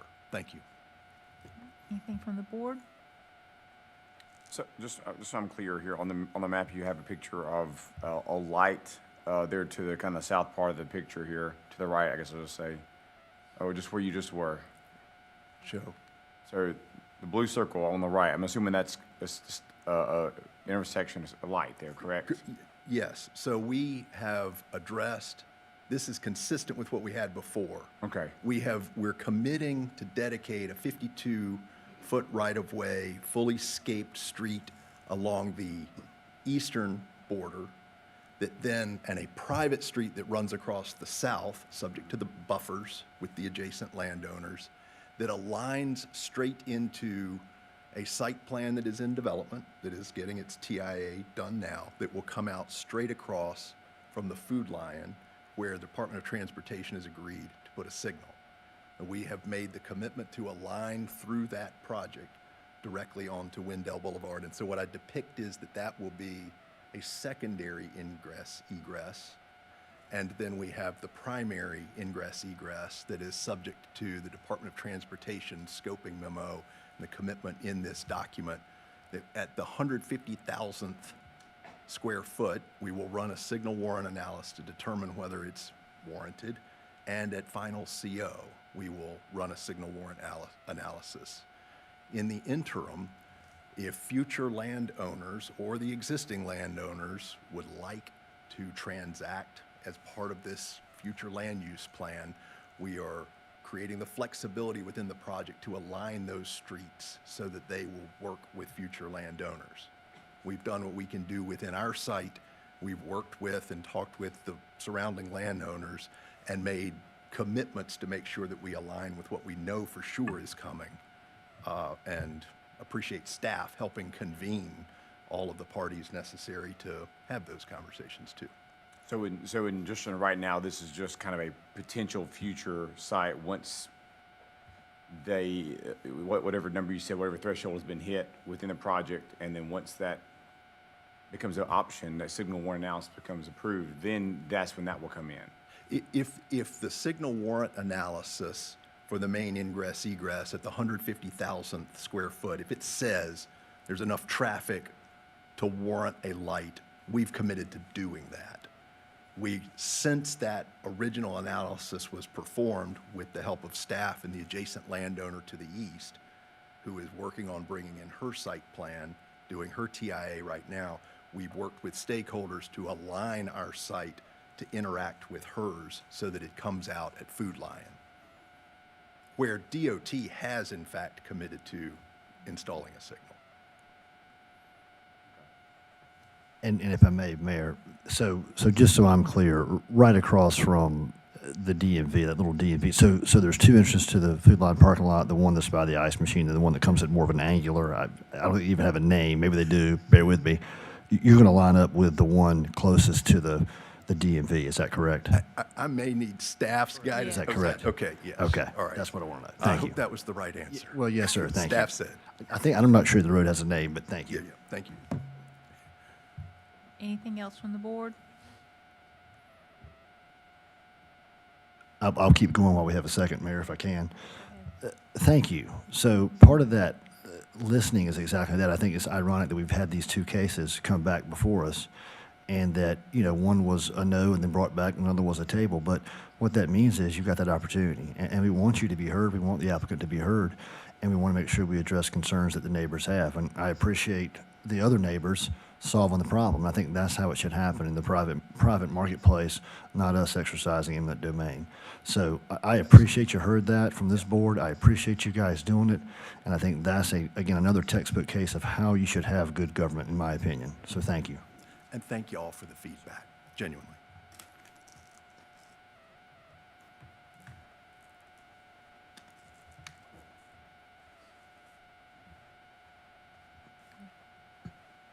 Ready? Public hearing? It's not a public, this wasn't a public hearing. Thank you. All right, I got you. Yeah, I'll eventually get it. Hey, I appreciate this one, and my point on the last one was that if we have big problems and we have hard conversations and we do it, I think the last one could have been fixed in 2 weeks, but that's just me. With that, Madam Mayor, I move to approve the annexation and rezoning of approximately 44.6 acres from rural agriculture to planned unit development to create the Dean's Farm development. So we have a motion to annex and rezone approximately 44.626 acres from RA to planned unit development to create Dean's Farm development and adopt the attached ordinance. Did you say that? Is there any discussion on the motion? Yeah, I'm sorry, go ahead, Deans. Go ahead. I was just going to say real quick that the good folks on Lawsdean Road do spell their name wrong, and it is Dean Farms. They might not want people to get confused and think that I'm affiliated with them. Thank you for the clarification. And I just have one question too, just in regards to, I enjoyed seeing the road removed at the bottom. I like sites to be contained within a site. Were there any other options for the sewer easement from where you guys had to put it? That was my only other question, yeah. Yeah. So in terms of the fall of the land, in terms of the way the land flows, that is exactly where topographically it should go. There's an outfall, just, I think we had some notes on that, connections to the development immediately to the south of Lyles Dean Road. And so if we follow gravity, if we were to come down closer to Wendell Boulevard, we would not be able to service about 40% of the site. So particularly important and grateful to the Scott Dean family for coming forward with the opportunity to work with them. The sewer provider, City of Raleigh, also prefers design that is a gravity flow. That's the first go-to, is a gravity. Any kind of pump station adds complexity and cost to the project, and potential environmental impact is unnecessary. So the family working with the developer is better for the environment and low impact application and consistent with practice of the utility. All right, we still have a motion. Any more discussion on the motion? All right, all in favor? Aye. Anyone opposed? Aye. Okay, 4 to. Okay.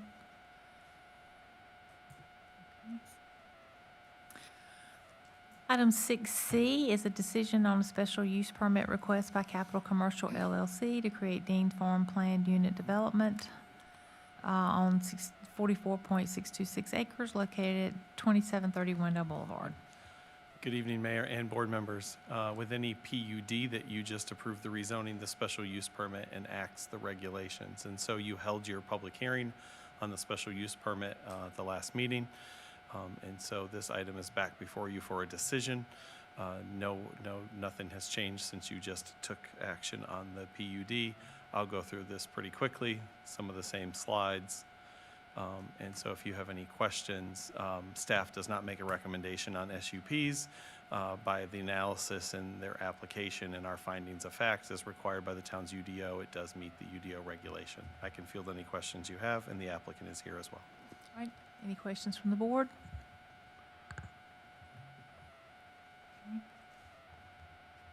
Madam Mayor, I move we approve the special use permit to create Dean's Farm development. We have a motion. Dean Farm development. Yeah, I have one friend, his name's Dean's. It's really close to Dean. And We have a motion to approve the special use permit request to create the Dean Farms development planned unit development. Is there any discussion on the motion? All in favor? Aye. Anyone opposed? All right. Let's see, we'll move into our other business real quickly. Update on board committee meetings by town board members, and the only one we have tonight's Campo. Just quickly, Mayor, we had a Campo meeting last week. Covered lots of regular ground, including a public hearing on the 2055 Metropolitan Transportation Plan. Like we say a lot, transportation plans get put in the works a long, long time ahead. We're talking about the 2050s now, as well as the 2035 Wake Transit Plan, 2026 Regional Safety Performance Targets, and an update on the Triangle Bikeway East project, which is on 40 on the western side of the county, but I think those are the big updates for this one. All right, thank you. We'll go into our commissioners' comments. Start with Commissioner Joyner. I'll be good to each other. We're all neighbors, and I'm looking forward to watching all of us succeed. Commissioner Lutz. Yeah, happy Thanksgiving, happy holidays. I'm gonna come back and check on you guys, make sure you're not messing things up. I've been pretty good for 12 years, so don't go crazy here in first year, right? Commissioner Eatman. We'll try not to belabor the point at this point, but I think the mayor would encourage both of y'all that you can sign up for public comment at the door. You can speak for 3 minutes, I think is the rule. We might even give y'all a little extra time if she's feeling really nice on a quiet night. But I would just say I've really enjoyed serving John and Jason with both of you. You're two of the first people that I met when I moved to Wendell. Knew Jason before I ever got here, and first Sunday I went to church, I was just enough of a nerd to have already looked up the town board and recognized John and said, "Hey, I think you're on the town board, right?" And he was polite and has always sort of smiled when I had obscure, nerdy things to say, and was always nice to me. And so I really appreciate the example both of y'all have set for this board about how to bring different perspectives to a table and really work collaboratively for the good of the town, and with, I think, all the right things in mind and the right objectives in mind. So glad to know that neither of you's going very far. We'll expect to continue to hear from you anytime that we need a reminder of what you would be saying were you sitting in those seats. So thank you both for your service. Commissioner Honeycutt. I could tell you several things that Commissioner Joyner has done, whether it's the AT&T coverage, whether it's saving the library we're going to get in a couple of years. I guess a steady hand at the tiller is where I'd leave that. And I may not always agree with Commissioner Joyner, but invariably he's been right a lot of gosh darn times. So I thank him for that. Anecdotally, I'll give you one more for Joyner, then I'm going to go to Commissioner Lutz. He makes a post on Facebook, and this is the kind of point about Team Wendell that Jason Joyner is. He makes a post about he was picking up his kids from school, and he overheard a conversation about another person who got a new bike, and is telling his friend he got a new bike. And he was like, "Wow, looks new bike, shiny bike, whatever." He said, "Well, who got it for you?" "Well, this Wendell police officer." Now, I know it's Officer Seek now, anecdotally, but at the time we didn't. And Jason Joyner makes a simple post. He said, "You know what? I don't even know who it was, don't care who it was. I know the town, I know the staff, I know what Wendell Police Department would do." So thank you, Commissioner Joyner. Thank you, Chief. Thank you, Cap. I appreciate that. And I think that speaks to what kind of person that Jason is. He's a leader and a steady gosh darn hand. So thank you for your service. John Lutz, my first impression of him, I was at a yard sale, and of course he pops out of his house at Pepper Point. I don't think he knew exactly who I was, but I knew who he was. He was Commissioner Lutz. And one day I felt like I might want to run for a higher office, go figure. So he's at a yard sale. He doesn't have any money. So I'm not sure who it was, wanted to buy something for $1, literally, and he didn't have it. And I said, "Well, here, I'll give you $1." And he said, "Well, no, whatever." Yeah, and I gave him the $1 and never thought again of it. I want to say the Halloween treat trail was a month later, and you've seen the Halloween treat trail. There's 5,000 people there, and I see one guy running across full speed now, crossing high speed, beelining for me. It's Dr. John Lutz. He reaches out, shakes my hand, pulls out his wallet, and gives me $1 and says, "Thank you, man, I appreciate it." That's the kind of guy that he is. So I just felt highly, they're both Rotarians, love them both to death. So thank you guys for your service, appreciate it. Commissioner Deloach. Thank you, Madam Mayor. I'll first say thank you for the time and attention, everyone, staff, obviously the board, the applicant that was here, and then the various stakeholders. we made a decision on something tonight that has taken a very long time. Taken quite a few lumps along the way, and glad to see Commissioner Honeycutt referred to how people leave the room. I refer to that as if everybody leaves equally disappointed, then that's a win. So, yeah, I think there are people that are happy. Sure, you could be happier, but we made it finally. So good thing for Wendell. I have to say the blessing Thursday at my house. I'm not real good with the sentimental stuff.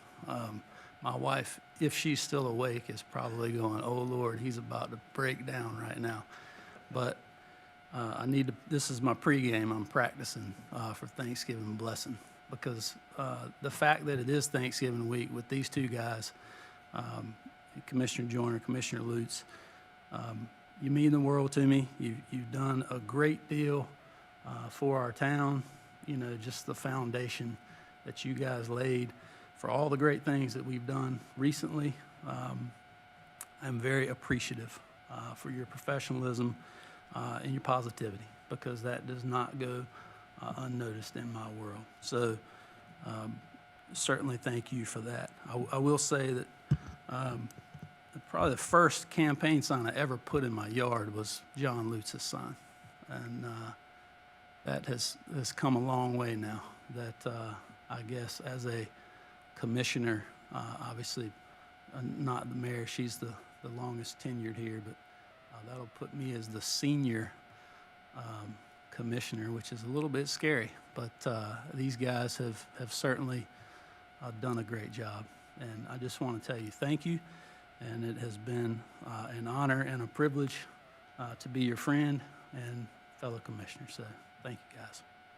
That's all. Real quickly, I wanted to remind everybody before we meet again, the Wendell Wonderland is coming up. It's going to be Friday, December 5th from 5 to 9. And there's a long list: craft market, food trucks, cookie walk at the Methodist Church, which is always a huge hit. The Lake Myra Light Show will be going, trolley rides, live music performances by local groups, kids, school kids, and the like. The Toys for Tots drive will be there. So if you're unable to attend that night, we have a box in the lobby. We'd love for you to please donate to that. It's a wonderful cause. The tree lighting will be at 6 p.m., followed by a visit from Santa on a fire truck and Mrs. Claus. That's always fun. It's a fun night. So I urge you to come out, and if you're not already proud of your wonderful town that we live in, you'll sure be proud after you spend the evening with us downtown in Wendell. It's charming and lovely. It's just a lovely night, and I hope you'll join us. The next thing I wanted to say is that I wanted to give my thanks to Commissioners Joyner and Lutz for their service on the town board. I've known both of them for many years now, and we've all had a wonderful collaborative relationship, but we've also had times we didn't always agree on everything, and I think that's wise. I don't think you have to always agree on, you don't want everybody up here agreeing on every single thing, because that way you deprive yourself of lots of opportunities for conversations and improvements. And I'll reiterate something that's been said earlier. We've had a lot of good examples tonight of how far conversations can get you to accomplish your goals, and I think that's important, and I think that's what we've done on this board. Commissioner Lutz actually coached my youngest son, I'm going to make you feel old, when he was playing basketball when he was a little boy, and he'll be 31 next month. So you're welcome that I'm sending you off feeling old, but when someone's kind to your child, it touches your heart in a way you never forget. And so I've never forgotten that, and I've never forgotten how much Charlie enjoyed Coach Lutz. And so thank you for that. And thank you, Jason and John, for your time on the board. You've both been wonderful commissioners. It's not a job for the faint-hearted, and I appreciate your attention and all the wonderful things that we've done in Wendell. So thank you both for that. Also, one last thing. Happy Thanksgiving. Don't eat too much. We'll see everybody when we come back after the Thanksgiving break. I think the town hall's going to be closed on Thursday and Friday, I believe. Is that correct? So if you need us, you'll have to call Monday if you don't get it in before on Wednesday. All right, we have, do we have a motion to go into closed session? Yes, Madam Mayor, I move the board go into closed session pursuant to North Carolina General Statute 143, 318, 11A5. All right, all in favor? Aye. All right, we're heading to closed.